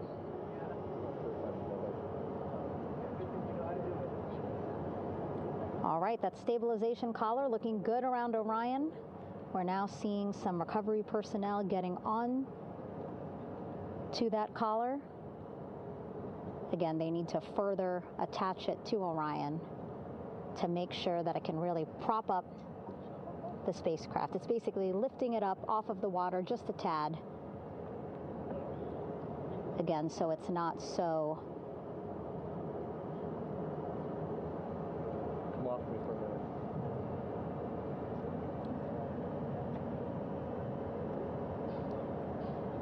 so it doesn't sway so much in the water there.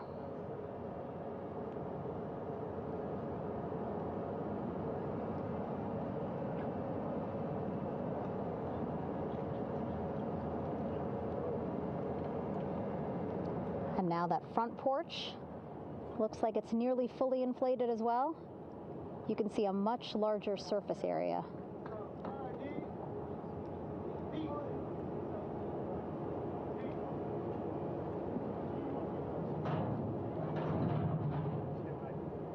And so once the crew get out of Orion, they can stretch their legs a little bit on this front porch, get some fresh air.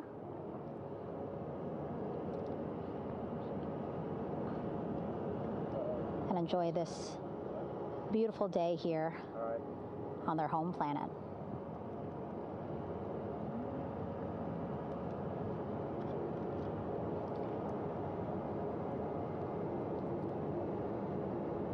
It appears teams now are about to connect the front porch to the stabilization collar.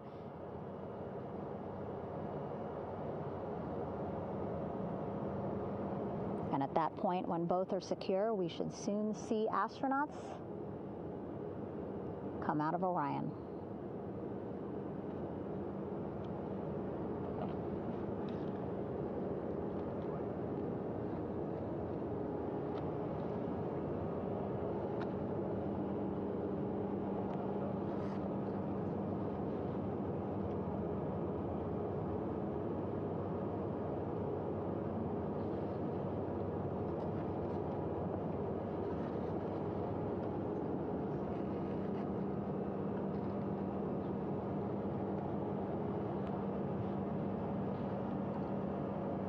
All these views you see also being fed to the Landing Force Operations Center here on the ship.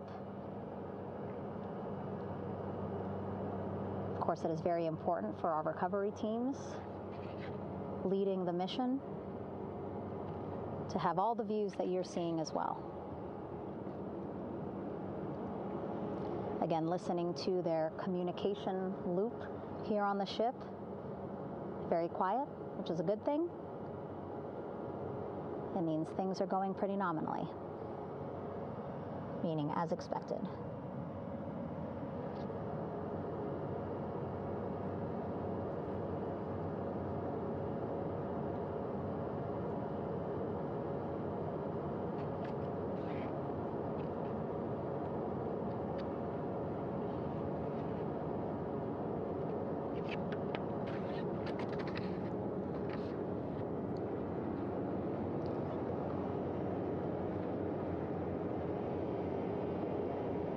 Again, all this activity happening just 3,000 yards away from the ship. So that means this will be a very quick flight back on the helicopters for the crew.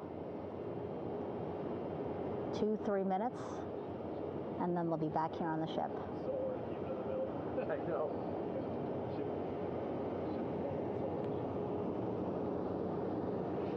Okay, saw a thumbs up from one of the personnel on the front porch.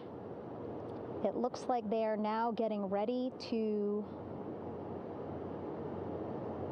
deploy what they call the Air Rescue Vest, ARV. And so this is the harness that each crew member will get into in order to be hoisted into the helicopters. Again, those helicopters hovering just about 40 feet above the front porch when they're ready to pick up each crew member.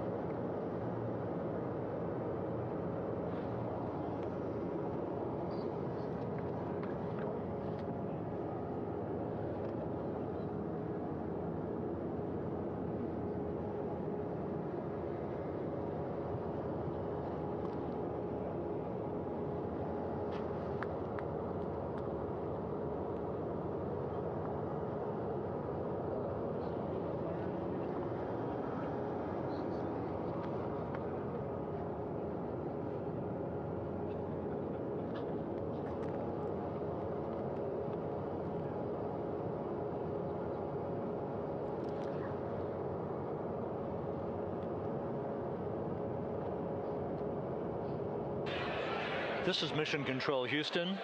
Behind me, a fairly raucous scene as hundreds of flight controllers have poured into the flight control room here. This is reminiscent of the scene after the final shuttle mission of STS-135, although that was the end of a program. This is only the beginning of a program with the textbook splashdown of Integrity and its 4 astronauts. We're standing by for the crew to be extracted from the spacecraft. Entry Flight Director Rick Henfling invited all of these flight controllers who have contributed to this mission to enter the flight control room to have an opportunity to receive well wishes and to share the mutual glow that exists in the wake of a textbook mission for Integrity. On the front screen here in Mission Control, a sign that says "Welcome Home, Integrity," taking humanity back to the moon, going further, and returning safely to Earth. So all of that jubilation, part of the post-splashdown activities, even as we await the crew being extracted from the vehicle to be hoisted onto Navy helicopters for the trip back to the USS John P. Murtha.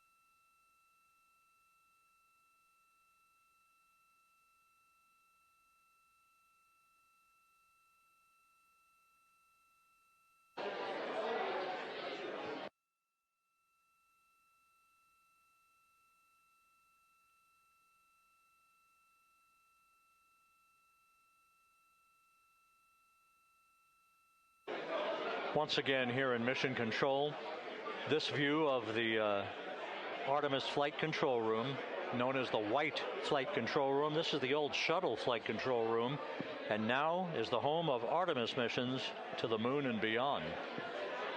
Once again, quite a few flight controllers were invited in by Entry Flight Director Rick Henfling to share in the jubilation following the successful splashdown of Integrity. That splashdown occurring an hour and 22 minutes ago, as we stand by for the completion of the extraction of the crew and ultimately their hoisting onto Navy helicopters for a short flight back to the USS John P. Murtha. Splashdown occurred at 7:07 and 27 seconds p.m. Central Time. I had an opportunity to talk to the head of flight dynamics, Jeff Birch, a moment or two ago.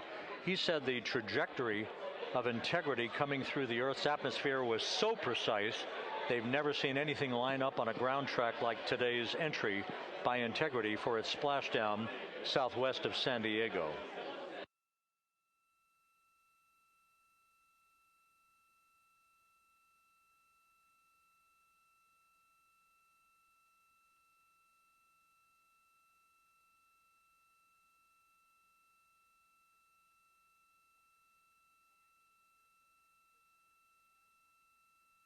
And the initial, you can hear it.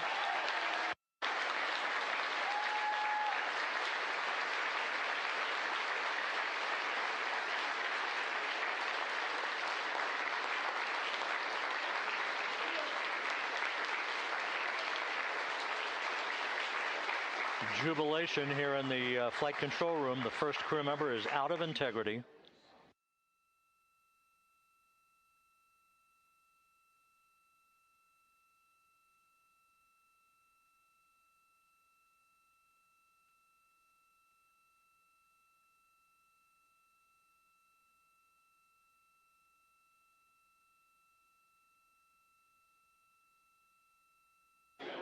We are expecting the other crew members momentarily to be extracted.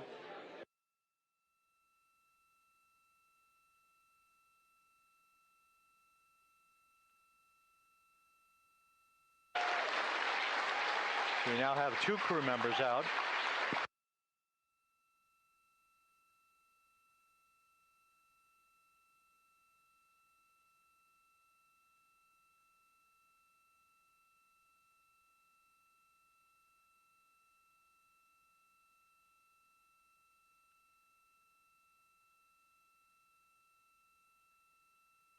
Two crew members out, 2 to go.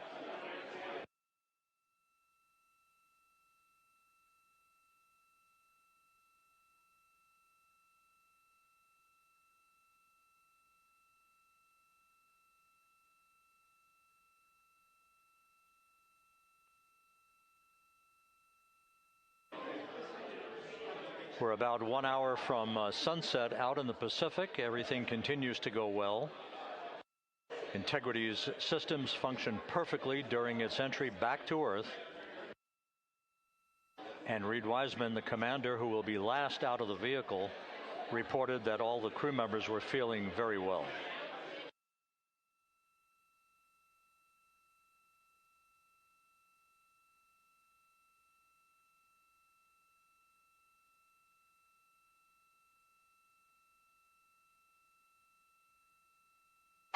Crew member number 3 now out.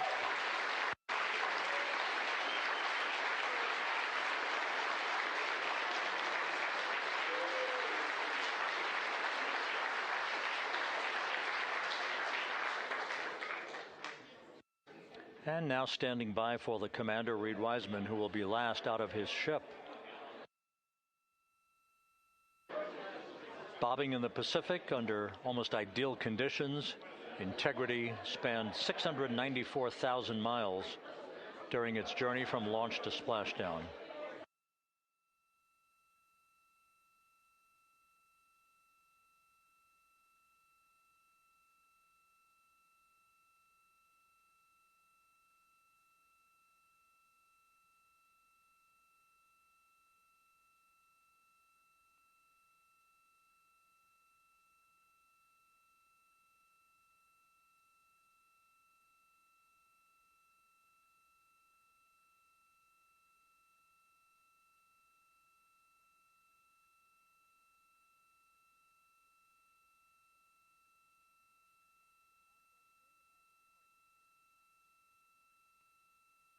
And we now have Reed Wiseman out of the vehicle, all 4 crew members now out of Integrity.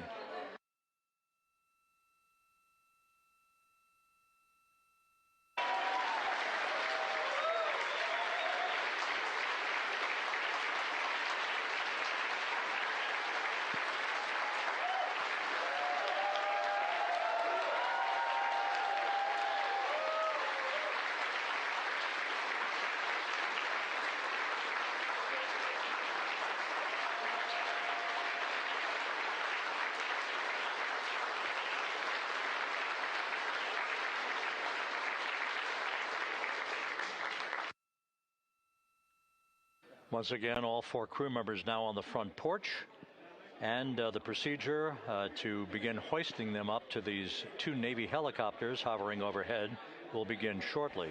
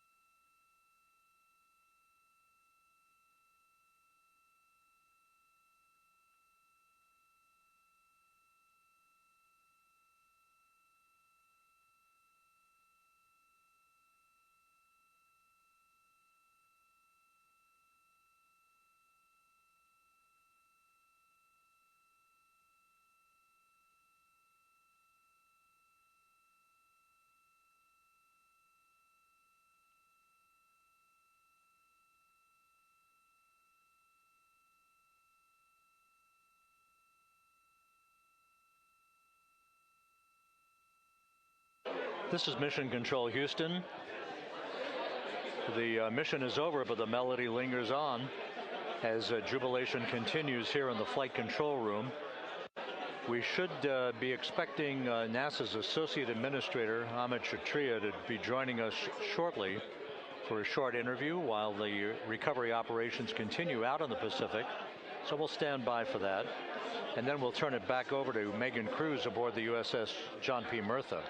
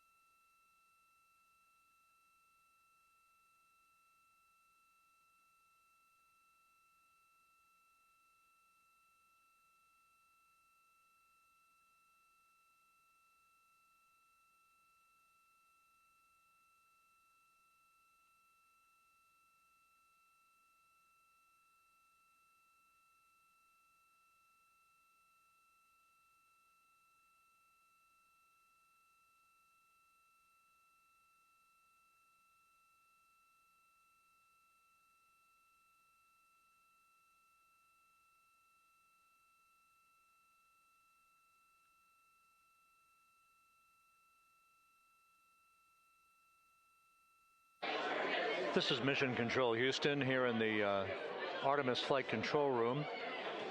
A number of flight controllers basking in the glory of the successful end of this mission that carried 4 astronauts around the moon on a lunar flyby, and the first test flight of Orion with crew members on board. Splashdown occurring an hour and 32 minutes ago after a flawless descent back into the Earth's atmosphere for the vehicle. Its 4 crew members in good shape, simply enjoying their time right now on the front porch, as it were, the inflatable raft alongside of their Integrity spacecraft. We're expecting Amit Kshatriya, the NASA Associate Administrator, to join us here momentarily for a brief interview before we turn it back over to Megan Cruz aboard the USS John P. Murtha, the recovery ship.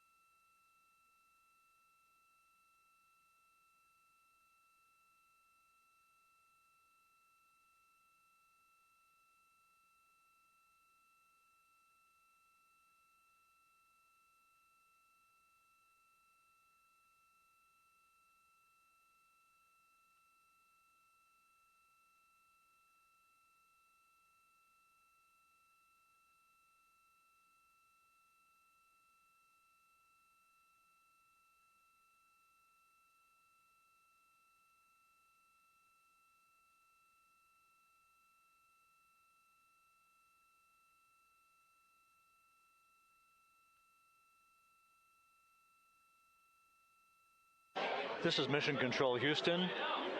We're about an hour and 34 minutes since the textbook splashdown of integrity in the Pacific to bring home our astronauts. And with us now is Amit Kshatriya, the NASA Associate Administrator. Amit, a little bit of history made tonight, a little bit of history made over the past few weeks. Your thoughts as this team here basks in the glow of what they just accomplished? Yeah, Rob, we're here in the control center, and it's kind of overrun with jubilant folks from the Mission Control Houston, as well as engineering, and folks that just want to be here, part of it, as we watch our crew get extracted from the vehicle. And, you know, my thought is always about these teams, the team that's in the water right now, pulling the crew out, the team here in Houston that worked so hard over the last 10 days, no sleep to get this done. You know, we still have some work to do to get the crew to the med bay here on the ship. They all look great coming out, so hopefully that won't be too long. You know, I think we saw the administrator on the boat too, giving his thanks to the Navy team on the Mirtha, which they're just an incredible group of sailors. I was able to visit with them a couple weeks ago. And then if you pull it all the way back to the workers and the folks that joined the rocket at Michoud, that made the heat shield tiles that held together tonight, that stacked the vehicle in Florida, that integrated the vehicle in Denver, that fired the engines in Stennis, that fired the boosters in Promontory. I mean, this is the entire team, you know, coming together and being tested by the environment that this machine went through, and they did it right. The work was good. They did it right. You've said in a number of briefings, of course, and in other forums that this is just the first step. The cadence has to step up, as the administrator has indicated. Now, it's a little early for the full report card on how integrity did, but did this mission ultimately, from your eyes view, exceed expectations? It absolutely did. I mean, I was waiting to talk about this until we're in the water, and, you know, I think we still have, again, work to do to bring it in and really kind of go through it bolt by bolt and see what we learned. But, I mean, so far, given what we learned during the mission and given how we performed on ascent, on entry, you know, I always think about energy in terms of the states that you worry about the most, and every time we put these machines through these incredibly energetic states, they came through. So I'm fairly confident that we made a big step tonight to get us on the path towards the surface. I think the path to the surface is open now. You know, we do have to do all the work, and we'll make sure we talk about that as cleanly as we can. We learned a few things during the mission, but I have to tell you, this was an incredible test of an incredible machine. From an American psyche standpoint, the Empire State Building was lit up red, white, and blue tonight. Our coverage was seen on baseball stadiums around the major leagues. How captivating was this experience for the American people, for the world, in fact, as we returned to the moon? You know, I have not been able to watch a lot of the coverage as we've progressed through the mission. I will tell you, just, you know, from my witness in Florida before launch, and then seeing the people's faces here, and then, you know, reading where I can about how things are going. I think this has been a gift to the world from NASA. NASA has given the world a gift, proving to folks all over the place, especially young people, and that to me is what this is really about. Young people, when they see what we can do when we work together, when we have teams that collaborate, that, you know, it doesn't matter how hard the problems are, we can solve them. I'm hopeful that Artemis 2, as folks witness what we were able to do with this incredible crew, this incredible team that we've birthed into the world, scientists and engineers and artists that have been inspired by this. And even if they don't come work in the program, which separately they should come work in the program, because Lord knows we need the help, but even if they don't want to come work in the program, hopefully they grow up to recognize they can do amazing things when they work together and contribute to society and be good citizens and really change the way, you know, the challenges that are coming in the world are overcomable if we work together like this. And one final question. You know, flying to the moon, we did it. We've done it again this past week and a half or so. But the engineering that went behind the design of this mission and the precision, the pinpoint precision of this vehicle entering that entry corridor, it's almost mind-boggling. Yeah, it is incredible when you think about the energies involved and the uncertainties involved. That you know, when we inserted the vehicle into orbit, it was 99.2% down the middle. When we dropped the vehicle right on top of the fleet here, you know, our guys knew exactly where to go, but the guidance was perfect. You know, and it's interesting. I've got this question a lot over the last few weeks about, you know, we did this before 53 years ago, and you know that. I think, I mean, it is a reasonable thing to contemplate, like what's gone on since then. And what I'd tell you is, you know, when we did Apollo, which again, the more we learn about what they did, the more magical it seems what they were able to accomplish given the technology and the learnings that they had. But when we did Apollo, the architects of Apollo, you know, Gilbert, Seaman, von Braun, Mueller, what they really wanted to do, you know, as they were contemplating what it meant to expand our range of action to the lunar surface, what they wanted to do was learn how to live and work in space for a long time. They wanted to do that first before they were confident they could expand their range of action to the moon. Now, of course, the politics of the time and the mission at the time was different, and so they had to go straight to the moon and bring people home. And then after that, the program kind of lost its momentum. But you know, after that, NASA kept moving along those paths, right? So we recognized during Apollo that reusability was going to be important. We spent a lot of money on those machines, and you know, we spent a lot of money on these machines here. Even though, but we recognized that reusability was important, which is why we built a winged space plane called Space Shuttle, and then we used that reusable machine to build a space station. And we learned for 25 years how to live and work in space, and have been able to develop technologies that can enable exploration. So really, what I think is now, 53 years later, we're at the point where the architects of Apollo would have been pleased that we're now ready to actually go back to the moon and go back to stay, because we've learned all the things we needed to learn. There's a lot of people pleased here tonight, and we really thank you for joining us, Amit. Amit Kshatriya, NASA's Associate Administrator, as we begin to hoist the crew onto the helicopters to head back to the recovery ship. Thank you very much, and congratulations, Amit.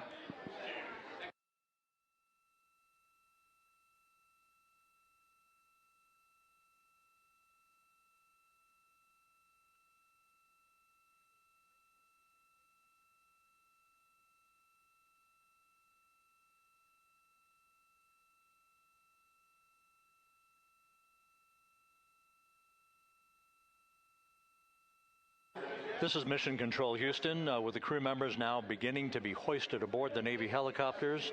Let's go to Megan Cruz aboard the USS John P. Murtha, who will take it from here.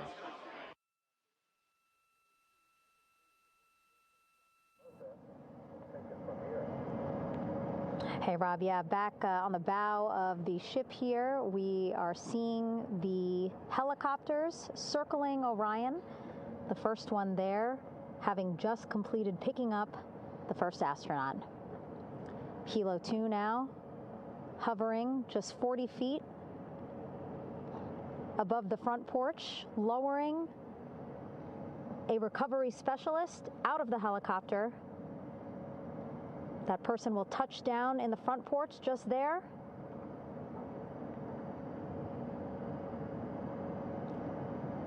The crew members already outfitted with a harness that will allow them to quickly attach to the hoisting device.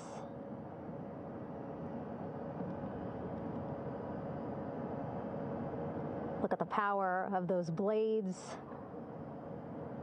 throwing water out at the center there, the front porch, with now 3 astronauts and the recovery specialists. Again, crews already outfitted with a harness vest. And here we go. Second astronaut now off the front porch, getting hoisted into the second helicopter.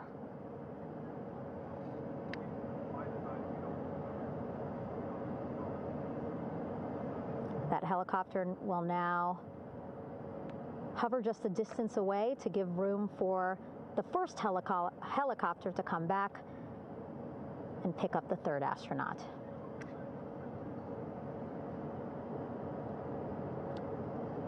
As we wait for that helicopter to come back, make its way back around, just want to mention that the President of the United States called our NASA administrator today while he was on the ship, just minutes after we interviewed him live on our coverage, and congratulated him and NASA on this history-making moment tonight.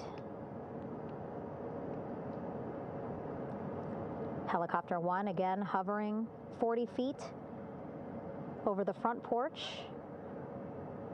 We will soon see another recovery specialist getting lowered onto the front porch.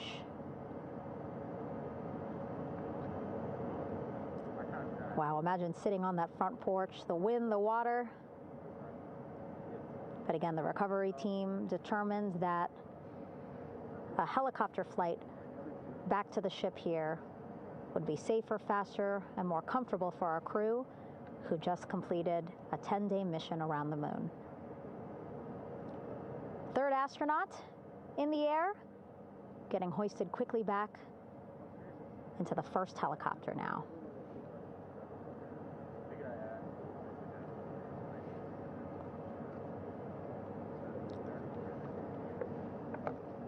That first helicopter now on its way back to the ship here. We will soon see it land in just a few minutes.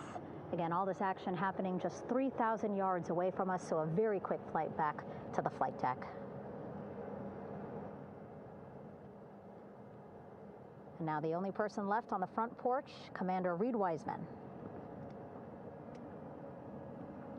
That second helicopter now making its way back over to the front porch. Here it comes.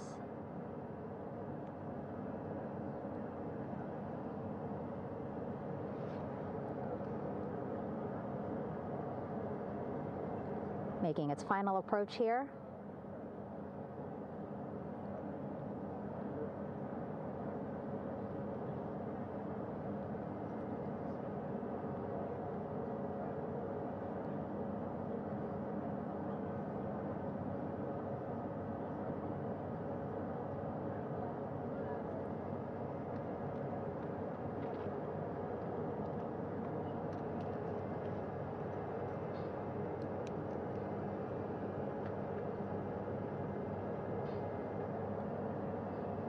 The last astronaut, Commander Reed Wiseman, now off the front porch and almost into the second helicopter. Both now on their way back to the ship where we are, the USS John P. Murtha, just west of San Diego in the Pacific Ocean.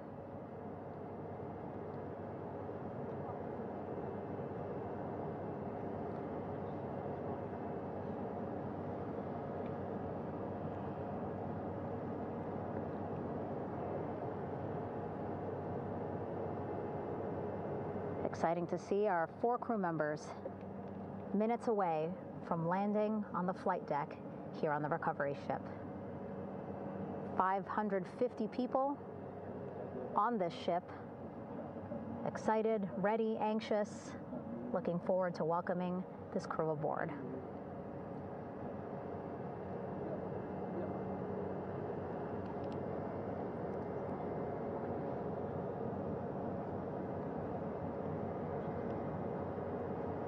Watching them now with our own eyes. Close to the ship here. Hearing them begin to hover on the flight deck, which is just across from us, here on the bow.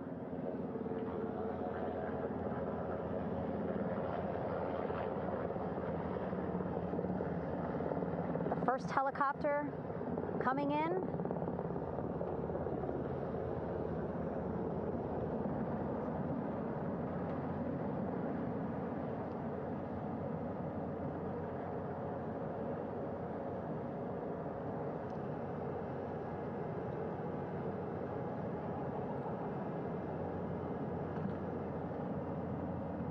And wheels down. Wheels down of the first helicopter carrying 2 of our Artemis II crew. Pilot Victor Glover and mission specialist Christina Cook.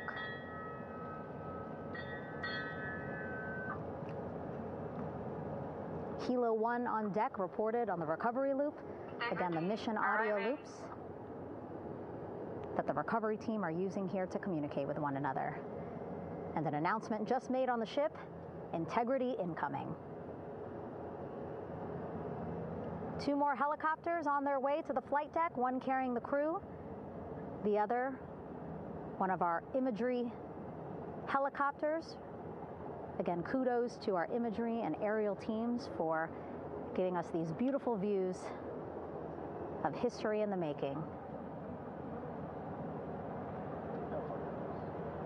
Set amid a gorgeous, soon-to-be sunset here in the Pacific Ocean.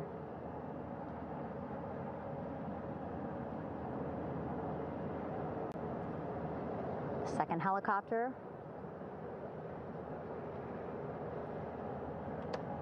making its approach of the flight deck.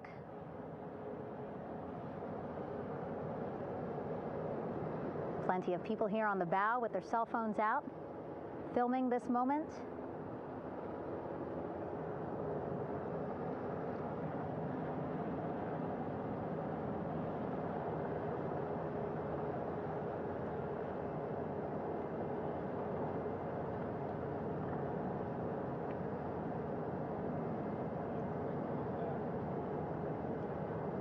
Some impressive flying here by the Navy, as we are seconds away from wheels down.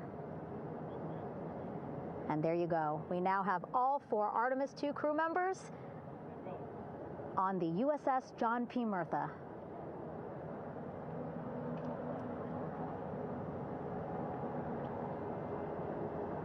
I'm sure they're happy to be out of the water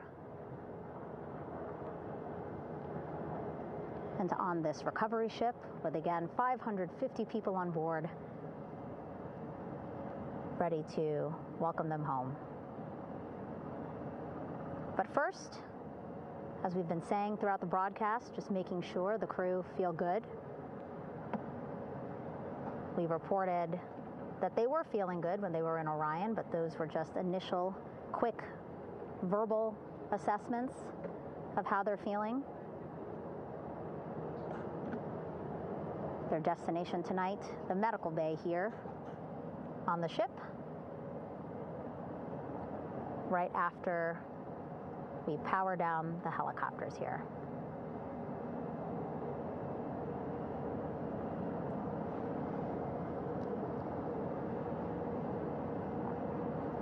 The team on the flight deck working quickly but methodically.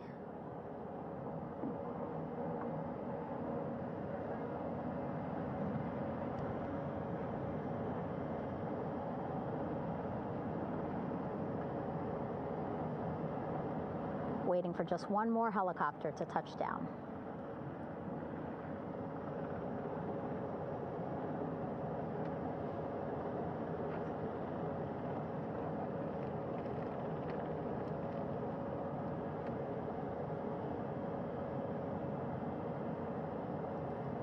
Very limited personnel here on the flight deck. Restricted maneuvering doctrine is in effect. As that third helicopter touches down.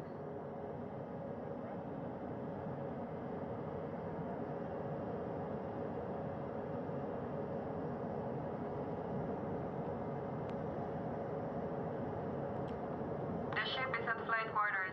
Stand clear of waiter decks, aft of frame 095.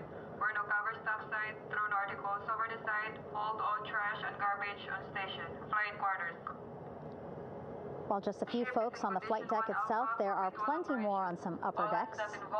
I see in some of our views a very packed crowd overhead.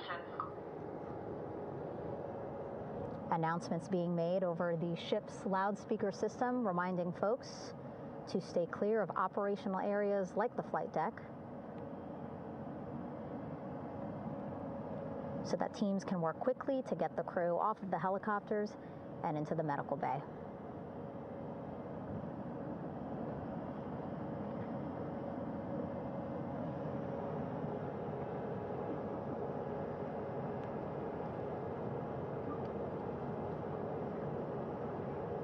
Splashdown today, 5:06 p.m. Pacific time. We are within 2 hours of that splashdown time, and already we have all 4 crew members on the flight deck of the USS John P. Murtha.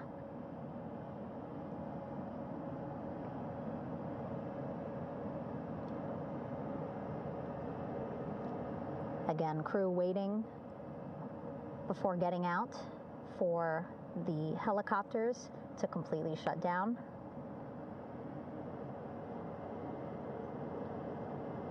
Safety, of course, very important to NASA and the U.S. military.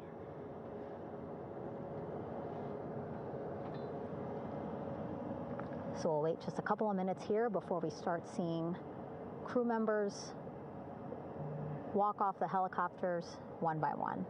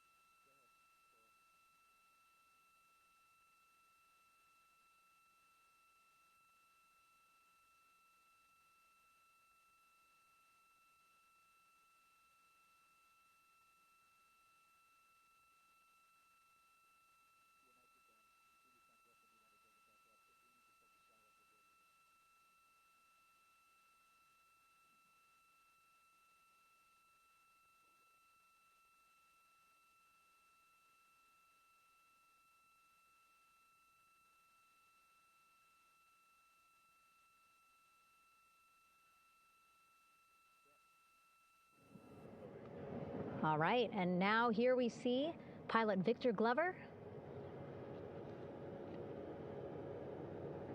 and mission specialist Christina Cook sitting on the edge of one of the helicopters, looking in great spirits. That familiar smile and laugh from Victor, I can see it from here. Christina, I'm sure, feeling the same way, just blocked a little bit by our camera here, but we'll see her here shortly. A photographer taking their pictures. Victor saluting folks on the flight deck. They look like they're in great spirits. Happy to be home, I'm sure.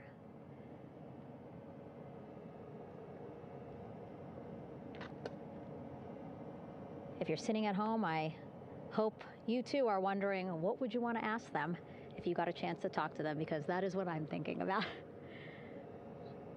Getting the opportunity to talk to or ask questions of these 4 astronauts who just made history as the first crew to return to the moon since 1972.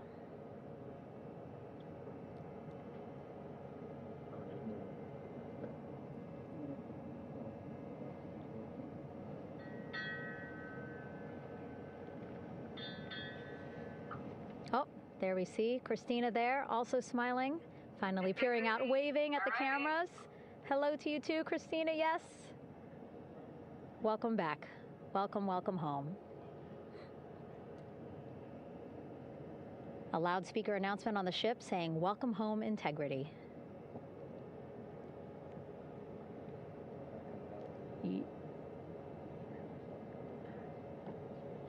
Victor in great spirits. I can't see who he's talking to, but I kind of think that he might be talking to his other 2 crew members. Shouting from across the flight deck, congratulations to one another.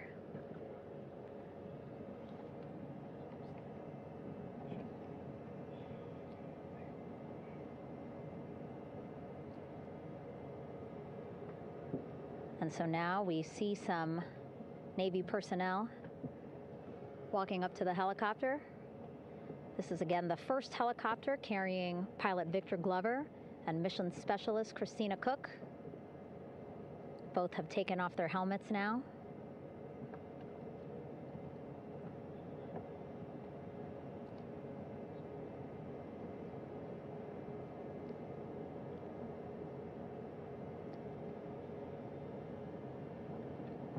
Some pictures, video to catalog this historic moment.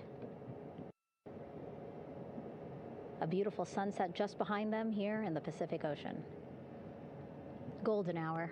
These pictures will be beautiful.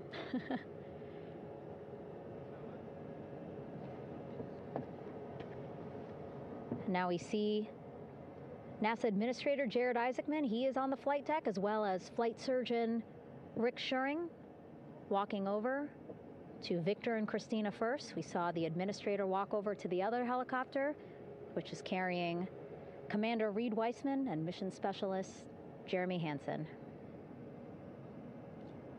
We heard from Rick earlier in the broadcast. Again, he said he's going to be out there on the flight deck to do another initial assessment of the crew, ask them how they're feeling,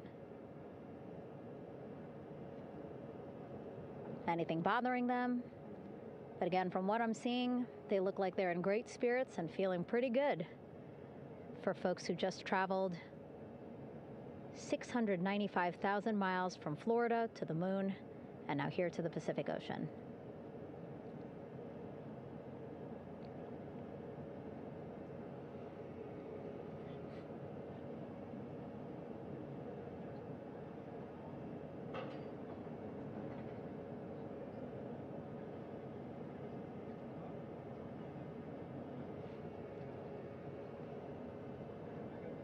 We're now seeing NASA Administrator Jared Isaacman walking across the flight deck. He had been talking to Reed and Jeremy, now approaching Victor and Christina. A hug from Victor, a hug from Christina. What a moment that we're getting to experience together.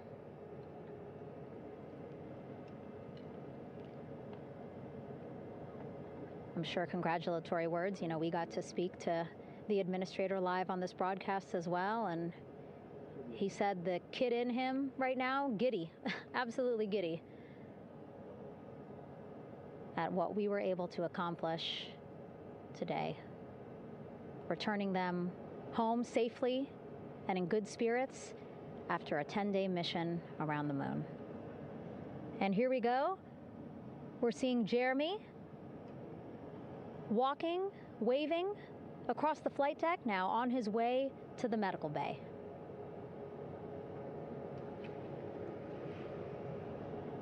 It's a short walk, less than a minute. Again, that's why the recovery team decided to use helicopters to get them on the flight deck for that short walk to medical bay. And now on the flight deck, we see the chief of the astronaut office, Scott Tingle. Rick Schuring switching places. He's going over to the other helicopter. Big hugs from Victor, Christina to Scott. Again, a gorgeous sunset setting the stage for this recovery tonight.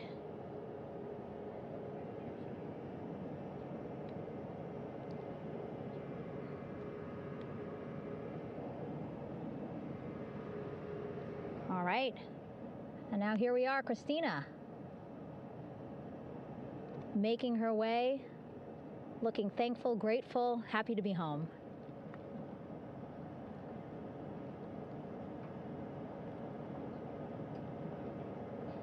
You can see she's looking up. Again, lots of people, just a few levels up off the flight deck, welcoming her home.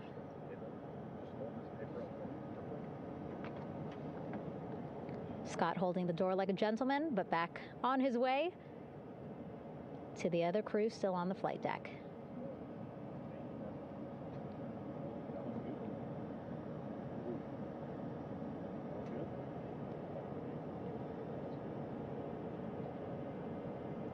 So still on the flight deck, Victor Glover and Reed Weissman. It looks like Victor will be the next one headed to medical bay. More hugs, more hugs. He's a hugger.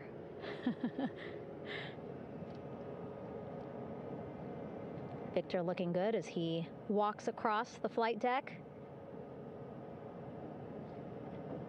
NASA Administrator applauding. Victor applauding for all the folks on the ship with him who played a role in their safe return today.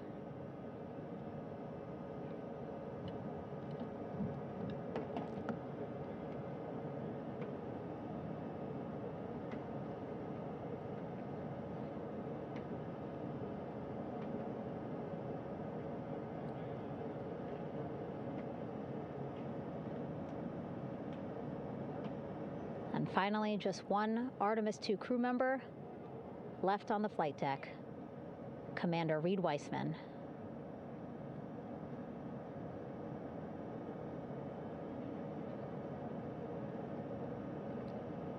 Applause from the group there on the flight deck, I'm sure, as well as on the level just above them, packed with people. Reed looking good as he takes his steps towards the medical bay.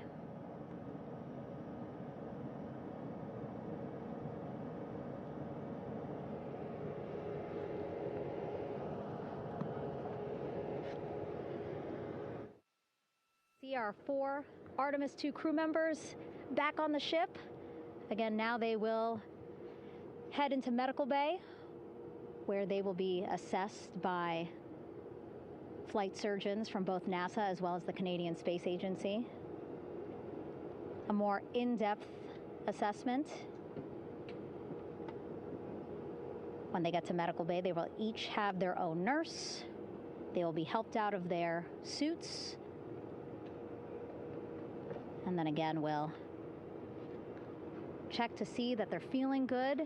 Make sure it's not just adrenaline, but that they are feeling good from their long journey back from the moon. Beautiful shot of that sunset illuminating our flight deck.